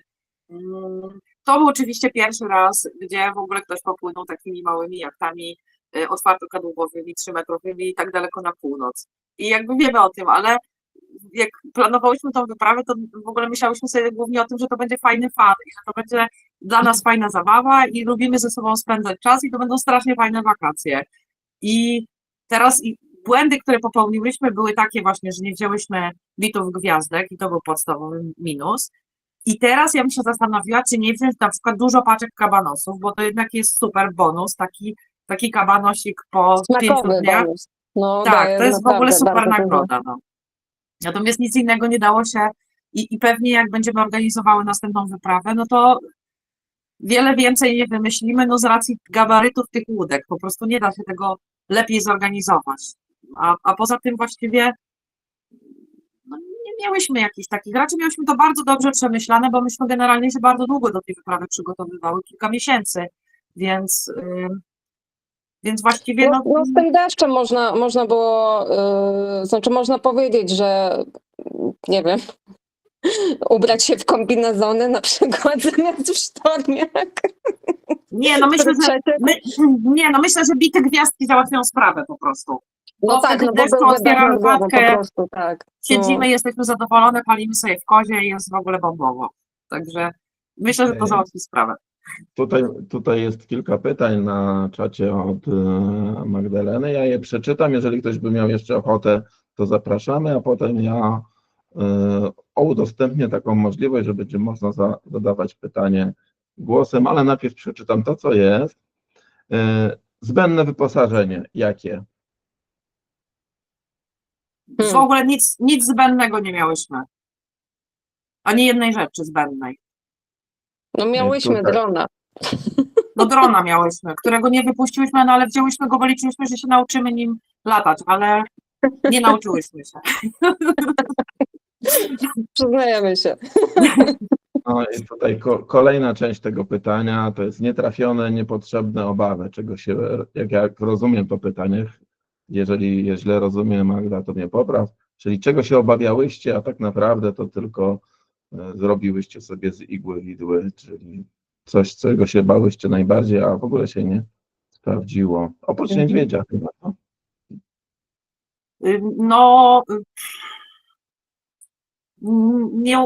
Nie jestem w stanie teraz stwierdzić. Może, to znaczy, bałyśmy się, że może możemy trafić na jakąś beznadziejną pogodę żeglarską w sensie, tak? To znaczy może być bardzo duży wiatr i bardzo duża fala, chociaż raczej nie jakoś tak nadmiernie się tym nie przejmowałyśmy właśnie, głównie z tego względu, że sprawdziłyśmy wcześniej te statystyki pogodowe z 10 lat, więc raczej nie miałyśmy takiego, że będzie sztorm, a też nie do końca się przejmowałyśmy, bo stwierdziliśmy, że jak będzie sztorm, to w sumie nie będzie tak źle, będziemy sobie siedziały, malowały, gadały i w sumie też będzie fajnie, tak? Pójdziemy na Tak, to jest wycieczkę. też ważne, tak, miałyśmy ustalone wcześniej, no tak mniej więcej, w jaką pogodę wychodzimy, a w jaką już nie, gdzie była ta granica i tak mniej więcej można było powiedzieć, nie, że do 3 w skali Beauforta to byśmy jeszcze wychodziły, a już jakby było więcej, to byśmy raczej siedziały na tyłku. No w desperacji popłynęłyśmy w 4, no bo tak. czy tam w 5, bo już po prostu byłyśmy w desperacji. I Ale to był przeżyłyśmy. mały kawałek i wiedziałyśmy po prostu, że tam, gdzie zostaniemy, to zginiemy, po prostu nas zeżre coś w tym deszczu. No, więc... Tu jeszcze jedno takie moje słowo komentarza, bo jak się siedzi, teraz wszyscy siedzimy, słuchamy i że się i to, co mówiły tutaj dziewczyny, że robi się zimno, że to zimno się naprawdę szybko zimno robi, to ja wam powiem, trzeba tego doświadczyć. Ja to doświadczyłem, ja to rozumiem. Miałem taki moment, że musiałem być tam chwilę na pokładzie, nie ubrałem się, tam coś działaliśmy. Jak szybko się człowiekowi zimno w tym rejonie robi, to było moim jednym z takich większych zaskoczeń, ale ja to wiedziałem. Ja wiedziałem, że się tam zimno robi, no ale to, tak jak tutaj w tej chwili dziewczyny powiedziały, to trzeba doświadczyć, żeby jakby zwizualizować, a tak naprawdę temperaturować sobie, przełożyć to na to odczucie, że no i jeszcze jak powiedziałeś, że naprawiałaś jakiś silnik, to tymi zgrabiałymi rękami, ja to widzę, po prostu widzę, jak to można jeszcze tam coś robić, ta chęć, żeby jednak coś naprawić, kiedy tak naprawdę nie da się zacisnąć palcy wokół klucza albo coś, no ja to rozumiem i słuchajcie, jakbyście kiedyś byli w tych rejonach, trzeba pamiętać, że odpływ ciepła i ta hipotermia bardzo szybko przechodzi i no, trzeba uważać na to, trzeba uważać. Tu jest jeszcze kolejne pytanie od Mariusza, też z takich typowo delikatnych, jaki był budżet wyprawy. Jeżeli będziecie odpowiadały, to tylko powiedzcie o tych 2 tygodniach bez samolotów, czyli to, co tak naprawdę to pływanie. Jaki był budżet bez samolotów? Kurde, no nie, no w sumie nie był jakiś specjalnie duży. Ile nam to, ja nie pamiętam, ile już dokładnie nam wyszło. Mówiąc, no właśnie, nie jesteśmy akurat na to przygotowane, na tą odpowiedź, ale to dlatego, że kupowałyśmy, składając się po 4 na te rzeczy gdzieś tam pojedynczo po kolei. I to była składka na jedzenie, to nie wiem, ile tam wyszło, około 4000 chyba? W ogóle nam chyba wyszło około 4000 na głowę. Bez lotów. Tanio nam wyszła ta wyprawa. No nie liczę tutaj jakby rzeczy pobocznych, za które nie musiałyśmy zapłacić, czyli transportu łódek przede wszystkim, co jest bardzo kosztożerne. No to akurat miałyśmy farta, bo po prostu łódki sobie dopłynęły na Joinasie, na jachcie Joinas i na jachcie Pacific Star po prostu już bezpośrednio na Spitsbergen, więc jakby koszt produkcji łódek nam odpadł i koszt transportu tego łódek. No i to właściwie było najbardziej kosztowne, to były najbardziej kosztowne elementy całej tej wyprawy, bo reszta to już, no ubrania wiecie, no jakby tak liczyć, no ale to każdy ma generalnie jakieś, kto się wybiera albo dużo jeździ w takie rejony, no to generalnie ma te ubrania takie raczej pancerne na te pogody, że tak powiem. I ten paliwo, wiesz to, no, zapas paliwa, ale to akurat naprawdę najmniej kosztowne było. Okej, czyli tak podsumowując i próbuję zebrać to, co powiedziałyście, to akurat mnie bolało. Kolejne pytanie. Tak, no bo czasami to przecież jakaś wyprawa to jest tak droga, że raz, że się pamięta, co się zobaczyło, a potem ile się za to zapłaciło. Tak, no fajnie z tą transportem łódek, bo też mam świadomość, ile to może kosztować w realu. Ja nawet nie wiem, czy to by było chyba możliwe tak finansowo. To zależy oczywiście od zasobności portfela, tak, bo wszystko można przewieźć na Spitsbergen. Czy by się opłacało, tak w sumie. Tak. Kolejne pytanie od Mariusza. Czy przydały się suche kombinezony? Na szczęście nie, w sumie. To znaczy przydały się na tyle, że jednak izolowały trochę bardziej niż zwykły sztormiak. Nie przydały się w tym sensie, tak jak mówię, bo głupio ich nie założyłyśmy na ten rzęsisty deszcz i w ciągu 10 minut nam te sztormiaki, wszystko nam przemokło, więc w ogóle nie przebierałyśmy się. No, natomiast one były głównie w celu niechcianego wpadnięcia do wody zakupione, więc to się nie wydarzyło. Dlatego na szczęście się nie przydały. Ale musiały być. Pozwoliłem sobie przyjąć ekran. To jest strona facebookowa dziewczyn. Link jest na czacie. Ja jeszcze raz go wkleję. Zapraszamy oczywiście do polubienia. Taki mnie pomysł przychodzi do głowy, czy komuś padły już jakieś pomysły, co by chciał też zrobić, zainspirował się dziewczynem, gdzie by chciał, czy wtedy małymi łódkami, czy dużymi, czy tam, gdzie jest zimno i jakimiś małymi łódkami, albo tam, gdzie jest gorąco, ale dużą łódką, gdyby się ktoś chciał podzielić. A ja jeszcze zapytam, czy przeczytaliśmy wszystkie pytania z czatu, bo to zawsze jest tak, że może coś się nieopatrznie pominęło. Gdyby chciał teraz ktoś jeszcze głosowo zapytać, to ja udostępnię taką możliwość, tylko proszę najpierw podnieść łapkę. Madzia mówi, że jest w trakcie przygotowywania wyprawy wzdłuż Norwegii, wybrzeży Norwegii. Gosia się uśmiecha, bo tam jak w domu się pewnie czujesz, co? Trochę tak, trochę już tak. Ja też się rozumiem, bo parę razy te trasy zrobiłem, także jakbyś chciała coś zapytać, a tutaj będą dziewczyny miały czas, to będzie można zapytać. Zachęcacie do realizowania marzeń, co dziewczyny? No, oczywiście. Zachęcamy w 100%. No, trzeba to generalnie przemyśleć trochę, ale no wiecie, to jest też, trzeba mieć taki trochę ryzykancki sznyt charakterologiczny i po prostu podejmować czasem, no trzeba czasem podejmować jakieś wyzwanie i podejmować też ryzyko. No, to dla nas też była duża nauka, zupełnie jakby inny rodzaj pływania niż ten, który realizujemy normalnie. Normalnie pływamy normalnymi dużymi jachtami, a to było po prostu trochę szalone. Natomiast teraz już łódki się sprawdziły, wiemy, że są wspaniałe, fantastyczne, wiemy jak się zachowują, wiemy jakie mają możliwości. No super, no teraz to tylko myślimy jak tutaj dalej i co tam kolejnego.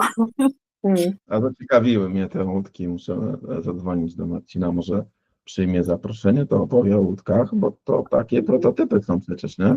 To są prototypy i takich łódek jeszcze nie ma. Po prostu tak wykonanych z tego materiału, także to są Czyli Puffin numer 0A i Puffin numer 0B. Nie no, zero jest jeszcze bardziej zerowy, ale on jest trochę inny, a to są 1, 2. Okej, no to widzisz, to Puffin 1, Puffin 2. nawet nie wiedziałem. Absolutnie szalony pomysł, żeby zobaczyć wieloryba. Magda. Widziałyśmy wieloryby, to znaczy Białugi widziałyśmy.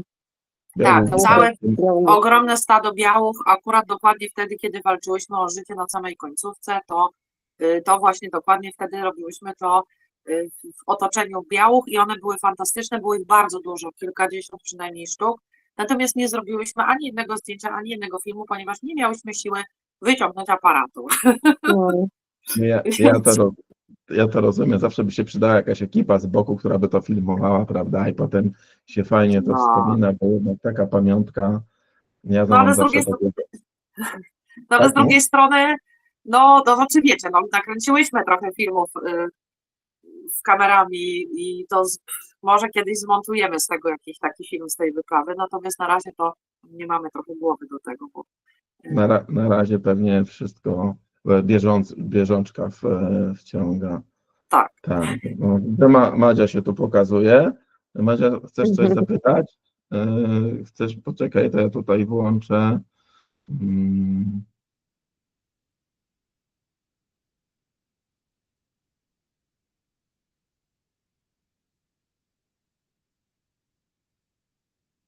No nie, mnie się wszystko zawiesiło teraz. O nie.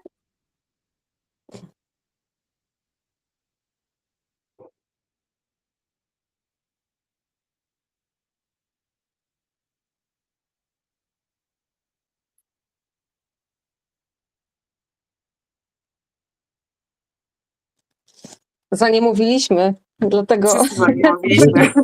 to wygląda jak zawieszenie. Wyrzuciło mnie z sieci, nie wiem dlaczego. Okej, znowu mi się coś tu chyba wyrzuciło mnie z sieci, wróciłem w tej chwili. Słyszycie mnie? Tak, teraz nie Tak. słyszymy. Dobra, super. Ja jeszcze raz włączę tą możliwość mikrofonu i ekranu. Dobra, Madzia, możesz się w tej chwili odmutować, dasz radę? Oto super, dziękuję. Słychać? O, słuchaj, Tak, cześć, tak. hej. Cześć, dzień dobry. Czytałam wasze relacje, także teraz się bardzo cieszę, że na żywo.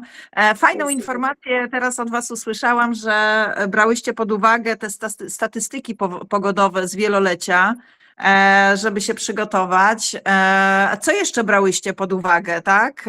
Jakby co próbowałyście przewidzieć, tak? No ubrania słyszałam, no to jedzenie liofilizowane, tak? Niedźwiedzie. Co jeszcze? Co takiego, co jeszcze nie mówiłyście? Jakieś narzędzia? Coś było o kluczach.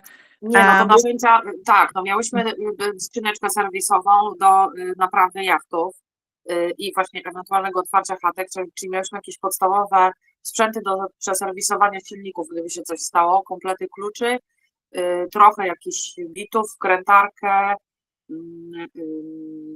klej do ewentualnego klejenia i uzupełniania jakichś dziur, gdyby się coś stało, silver tape, no taki podstawowy zestaw po prostu naprawczy na wszystkie okoliczności.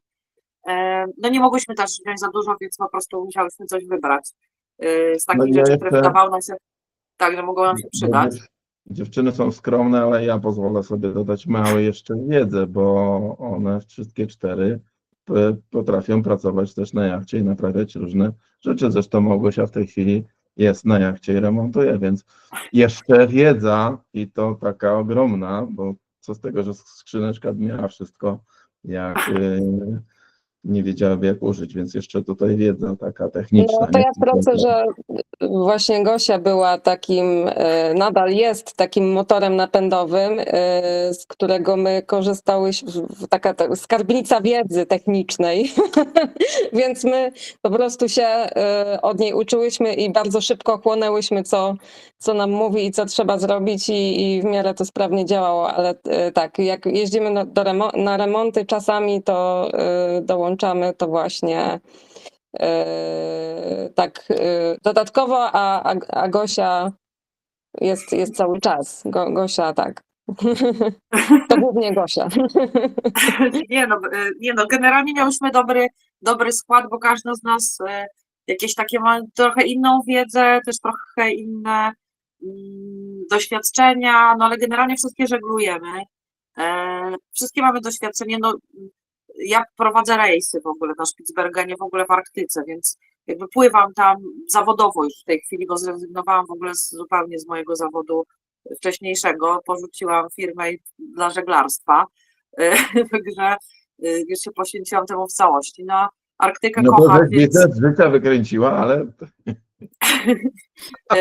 No, także, a przy okazji właśnie, no to też śmiesznie, no bo jednocześnie pływam tam w pracy, ale pływam tam też w czasie wolnym, no bo jest to po prostu, dla mnie Arktyka jest absolutnie pięknym, fantastycznym miejscem, więc...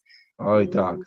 No, ale dziewczyny też mają i są żeglarkami no i Ania z Asią też miały w Arktyce doświadczenie, więc no Aśka to w ogóle na arctowskim kupę sezonów spędziła, więc generalnie ona ma polarne doświadczenie, jest polarniczką po prostu, więc zimującą też w takich warunkach, więc generalnie myśmy miały pojęcie, co nas tam może spotkać i zbiór tych wszystkich, każdej z nas wiedzy powodował to, że naprawdę miałyśmy, no uważam, że byliśmy bardzo dobrze przygotowane do tej wyprawy, żeby to zrealizować w taki sposób właśnie bezpieczny i taki bez spiny i tak absolutnie na spokojnie.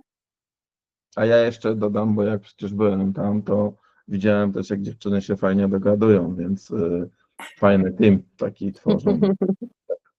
Nie no, wyjazd był super, nie miałyśmy w ogóle jakby był tak naprawdę lajtowy, takie lajtowe wakacje, no. Generalnie tak emocjonalnie to w ogóle było super. Tak, nazywałyśmy to urlopem nad morzem. Wypoczynek nad wodą. No to podobny do polskiego tutaj wybrzeża, tak? Podobnie człowiek idzie na wakacje, zmarznie, zmoknie, kurczę, wywieje go. W sumie jak nad Bałtykiem. Wiosną. Tylko mniej ludzi, tak? Tylko mniej ludzi. No, zero ludzi, tak. Powiedzcie jeszcze o płatności, jakby, bo tu usłyszałam, że gdzieś miałyście jakby możliwość sprawdzenia sobie jakiś prognoz, coś było możliwe, zadziałało, a coś jeszcze? No generalnie miałyśmy tego InReach Mini. No i on był generalnie spoko, to znaczy mogłyśmy pisać SMS-y, więc jak byłyśmy już naprawdę w kryzysie, to ktoś tam znajomy nam wysłał w którymś momencie prognozę jakąś, jak już naprawdę już byłyśmy w kryzysie generalnie pogodowym. Miałyśmy normalnie też Windy aplikację na telefonie i generalnie w ujściach tych fiordów był zasięg, czyli mogłyśmy złapać jakieś strzępy zasięgu. Najlepiej było, jak opływałyśmy z Ekpan Fiordu do Dixon Fiordu, przepływałyśmy akurat fragment, to tam w ogóle zasięg był najlepszy na morzu, więc co się dawało ściągnąć po prostu wtedy, kiedy ten zasięg się pojawiał, no to trzeba było ściągać bardzo szybko. No i oprócz tego ten InReach ma swoją garminowską pogodę, prognozę i ona naprawdę, o dziwo, naprawdę pomimo moich różnych wcześniejszych wątpliwości, naprawdę się sprawdziła. Tak, no Także... takie, bo ja też korzystałem z InReacha, trzeba mieć tylko świadomość ograniczenia InReacha, bo ono nie podaje umiejscowienia ośrodków barycznych, więc tak naprawdę podaje prognozę w punkcie, która generalnie się sprawdza, ale fajnie by było mieć jeszcze, znaczy ja tak przynajmniej zawsze czuję, że chciałbym wiedzieć, gdzie są te ośrodki baryczne. Można sobie to wyobrazić przy odrobinie wiedzy, jak ten wiatr się zmienia, aczkolwiek tam proszę pamiętajcie, że tam są fiordy, więc pomimo tego, że możemy wiedzieć, gdzie są ośrodki baryczne, możemy mieć prognozę pogody, jak wieje, to jeszcze ja akurat nie wyczaiłem na tyle InReacha, czy on uwzględnia, że to są fiordy, czy tylko daje prognozę pogody taką gdzieś. Wiesz co, ja nawet nie wiem, który model podaje InReach. Ty wiesz, który model? Też nie wiem, nie pamiętam, który model, natomiast on chyba ma swój w ogóle garminowski jakiś coś. Właśnie, ja nie wiem, jak on, ja już nie pamiętam, jak on nam podawał. Generalnie dla mnie to było orientacyjne. Ja nie wierzyłam temu InReachowi w ogóle za grosz, więc i tak konfrontowałam to z po prostu, wiecie, fizyczną pogodą.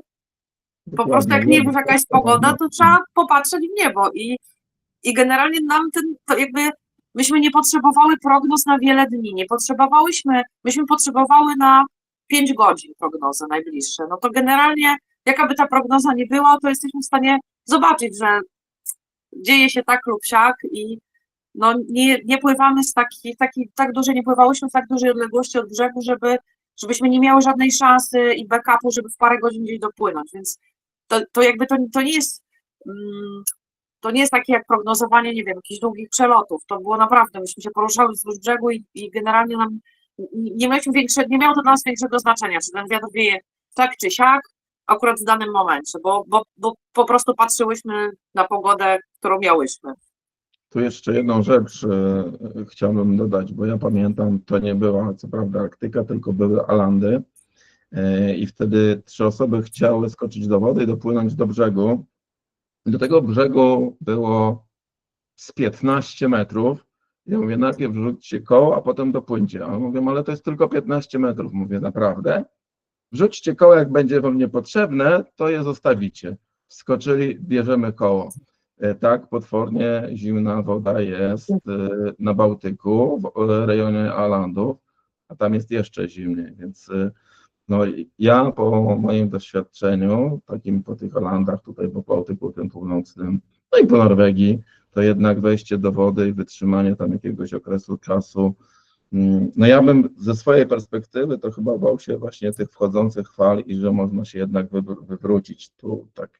Ja tak sobie to wyobrażam, że jednak to by było najgorsze i fajnie, że żeście sobie ustaliły wspólnie, na chłodno, że jak jest powyżej takiego stanu wody, to nie wychodzicie, stanu morza, przepraszam, to nie wychodzicie, bo fajnie splanować to z chłodną głową przy biurku i wiedzieć o ograniczeniach, bo ja mam takie doświadczenie, że jak się jest w takim miejscu, to chęć walki albo ucieczki do miejsca, gdzie jest ciepło, albo gdzie jest prysznic, tak, albo gdzie jest ta sałata, jest tak wielka, że w pewnym momencie mogą się w głowie, nie muszą, ale mogą się w głowie pozamykać te klapki takiego rozsądku, chłodnego myślenia, bo jednak sałata jest najważniejsza i to planowanie, ten czas taki poświęcony na planowanie, przemyślenie wszystkiego jest ważne, a życie, tak jak wam tutaj, to życie żeglarskie i pogoda to i tak będzie układała karty,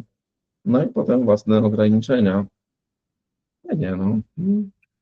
A Macia, jakbyś się podzieliła, bo ty mówisz, że płyniesz wzdłuż norweskiego wybrzeża, na czym płyniesz i jak daleko? No to jest bardzo wstępny plan, dlatego że ja sobie kupiłam łódkę na jesieni, malutką, 9,55 metra. No i wydaje się, że jest w miarę sprawna, tak, co mogłam na jesieni tam posprawdzałam, jeszcze jadę na wiosnę tam poprawiać, ale to jest wszystko robione, bo moim marzeniem w ogóle, no nie było mieć łódkę, tylko zobaczyć wieloryby. No a jak zobaczyłam łódkę i się zakochałam, tak, w tej łódce, to pomyślałam sobie, wow, ale to będzie świetny pomysł zobaczyć te wieloryby z pokładu własnej łódki. I to pewnie jest takie szaleństwo, no bo to ja się tego wstydzę, co teraz mówię. Bo ja jestem dość... Dlaczego? Piękne rzeczy są. Piękna rzecz. To są piękne rzeczy. Ja powiem Ci tylko na pocieszenie, że ja pierwszą łódkę, jaką kupiłam morską, to kupiłam przez internet w Szwecji. Ja nie miałam nawet nie miałam sternika morskiego. W ogóle byłam po 2 rejsach na morzu jakiś. W ogóle tam jakieś paręnaście godzin, czy parędziesiąt miałam wypływanych. W ogóle stwierdziłam, pierwsze co stwierdziłam, to kupię łódkę, kupiłam mniejszą łódkę, 8,25 metra. I popłynęłam ją przez Bałtyk, także... I żyjesz i cię widzę i to jest bardzo dobrze, ja dlatego was... Żyję, ale teraz bym się zastanawiała drugi raz,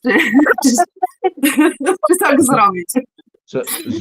Żeby tu czasem na kanale Sail for Quest nie wyszło, że my namawiamy do głupot. Zobaczcie, nie namawiam do głupot.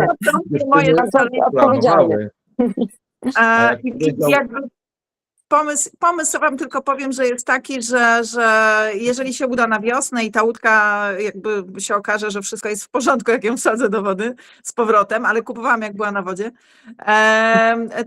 to będę tak sobie małymi kroczkami po 10-15 mil morskich płynęła przed siebie na północ, tak długo, aż zobaczę wieloryba.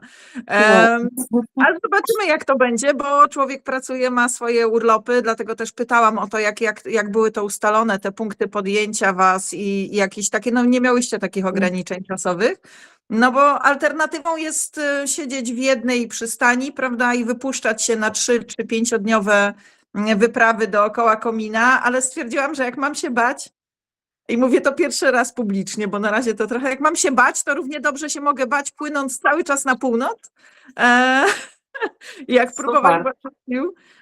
No i zobaczymy, tak? No i próbuję się odważyć. Na razie oglądam i albo się przerażam i mam koszmary w nocy, albo myślę sobie, nie, to tylko takie gadanie jest, prawda, bo to są wspaniałe, przerysowane, kolorowe opowieści, dam radę. Ale się boję, no wiadomo, pytam o to, jak się przygotowywałyście właśnie dlatego.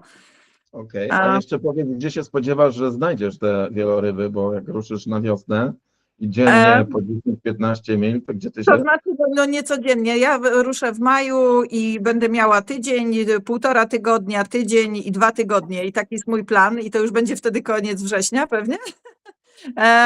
Zakładam, że po drodze. Na razie mam bardzo takie skąpe plany, takie bardzo ostrożne, że dopłynę do Stavanger, więc jak w tym roku nie zobaczę, to będę dalej płynąć na północ, nie? Okej, to dalej. Dalej na północ. Dalej, nie? No, tak jeszcze z 6 razy dalej, to będą wieloryby. Ja mam łódkę i mam urlopy co roku, więc jakoś to w końcu będzie, nie? Super. Za Tromsø w zimę i będą wieloryby. Tak. No, tak. Tromsø fajne, sauna jest, ładna miejscowość, ciekawe bary, ładne widoki z góry. Bardzo industrialne miasto, wiele narodowości, budka z hot dogami. I grzanym winem. Zawsze to lepiej trenować wejścia do porków, niekoniecznie w Sopocie, prawda? No, Tylko pralnia strasznie droga w Tromsø. Pani mnie się 3 razy pytała, czy ja chcę to wybrać. Przeliczyłem i nie chcę tego ręcznie prać. Trudno. Nie? Tak, mają pralnię, jedna pralnia, ale strasznie droga. Dobrze. Ale listopad, grudzień, trochę powyżej Tromsø, bo trochę bardziej na północ, murowane wieloryby i orki. Murowane. no można by tam dolecieć samolotem i wsiąść na taki, wiecie, na wycieczkę, której celem jest zobaczenie wielorybów, ale no nie byłoby tej frajdy, nie? No, Nie, to No, piękny to nie jest to plan. samo. Dlatego No, tak no, ciężko to jest. nie jest to samo, No. tak. No, piękny ten plan, takie bąbelki, jak będziesz jak będziesz płynęła, to takie bąbelki, dawaj znać, gdzie jesteś akurat w tym momencie. No. Będziemy Jak Źle. się zatrzymała, to znaczy, że siedzę w porcie i boję się, bo... Nie, teraz są dobre prognozy, naprawdę można dobrze przemyśleć sprawę i naprawdę racjonalnie robić taką wyprawę. Europejska mi się w zeszłym roku bardzo, czyli ten MCF bardzo mi się dobrze sprawdzał wzdłuż całego wybrzeża. I na Spitsbergenie też. Wy, Gosia, z którego modelu korzystacie? Wiesz co, głupia sprawa, ja ze wszystkich możliwych i generalnie porównuję jeden do drugiego, bo one się sprawdzają jakby w różnych czasokresach, czyli ECMWF, mam wrażenie, że ECMWF, inaczej, że lepiej sprawdza się GFS jakby w dalszej perspektywie, natomiast one generalnie, GFS jest jakby często pokazuje za słabe te wartości, za słabe wartości wiatru. I warto je porównywać i patrzeć do tego momentu, gdzie one się zbiegają i do czasu teraźniejszego. Czyli po prostu dużo wcześniej zaczynać śledzić te prognozy i po prostu patrzeć, co się dzieje. Okej. Ja też często z norweskich prognoz korzystam, bardzo różnych i na przykład w Norwegii, w fiordach też bardzo często sprawdzam zafalowanie na norweskich stronach. Także dużo prognoz jakby naraz śledzę. A to ma przyjemność chyba w ogóle, bo ja tam lubię klikać. No, To jak powiecie nam w takim małym, malutkim gronie takim, gdzie będzie następna wyprawa? Ale widać, jest. Dobrze. Nie pytam więcej. Ja chciałem tylko zapytać, czy będzie. Nie, no będzie, tak będzie. Tak będzie, ale nic jeszcze nie mówimy, bo powiemy, jak po prostu ona już się będzie odbywała. Dobrze. Nie, tak tylko chciałem się dowiedzieć, czy będzie, bo to zwykle tak bywa zawsze, że człowiek jak kończy, zrobi prysznic, weźmie prysznic, zje tej sałaty z kabanosem, to uruchamia się co dalej, tak? I to pomalutku kiełkuje. Ja zawsze powtarzam, że żeglarstwo jest takie, że albo się człowiek zakocha, albo zacznie to rzucać i zawsze krok dalej. Ja ze swojej strony dziękuję za przyjęcie zaproszenia, za dotrzymanie słowa, to jest rzadkie w tej chwili w ogóle, wiecie.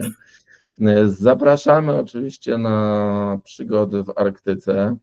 Małgosia pływa po Spitsbergenie, ja w tym roku po Grenlandii. Gosia prowadzi rejsy. No i trochę tego Spitsbergenu też znam. Nawet tam słyszałem, że potrafisz lawiny spuszczać, błotne.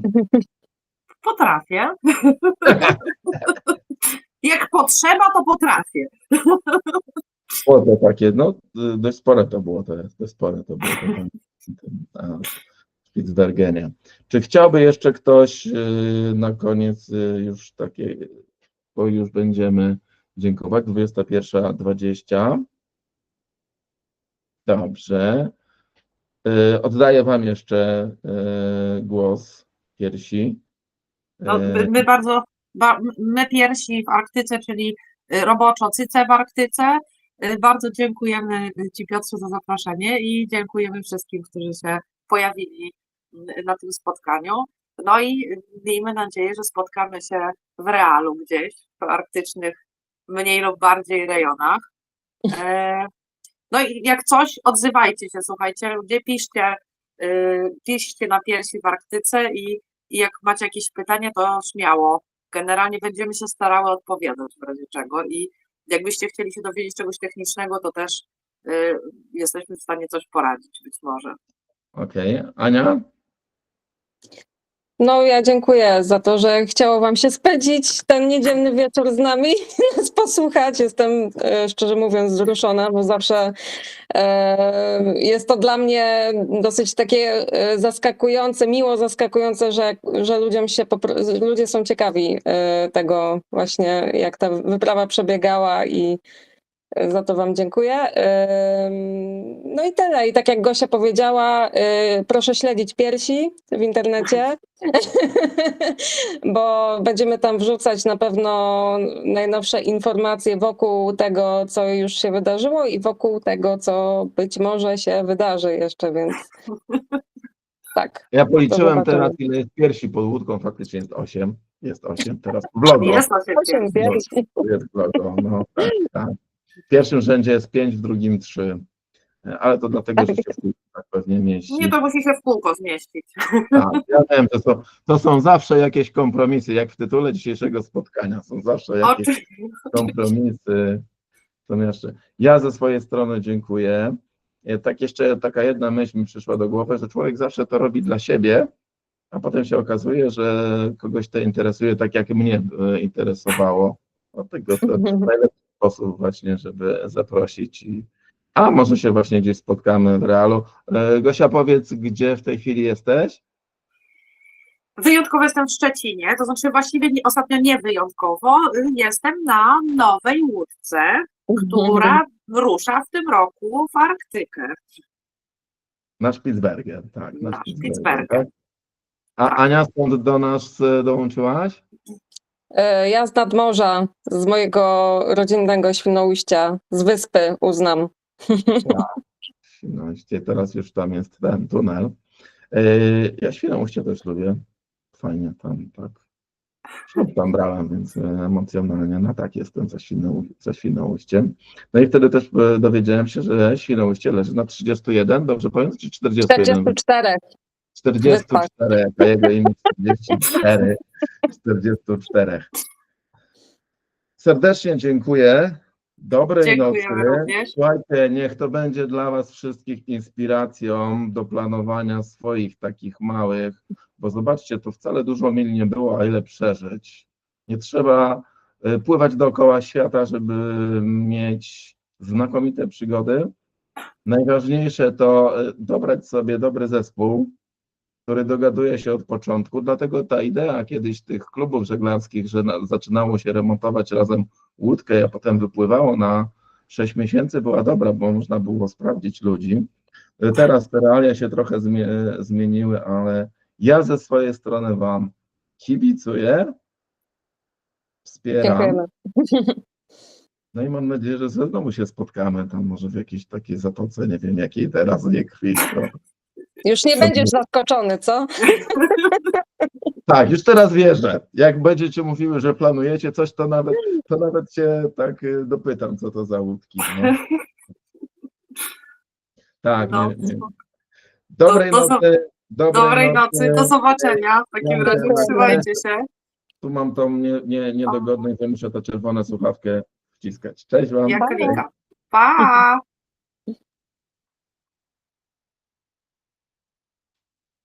Jeszcze muszę wyłączyć nagrywanie, bo inaczej nie wejdę.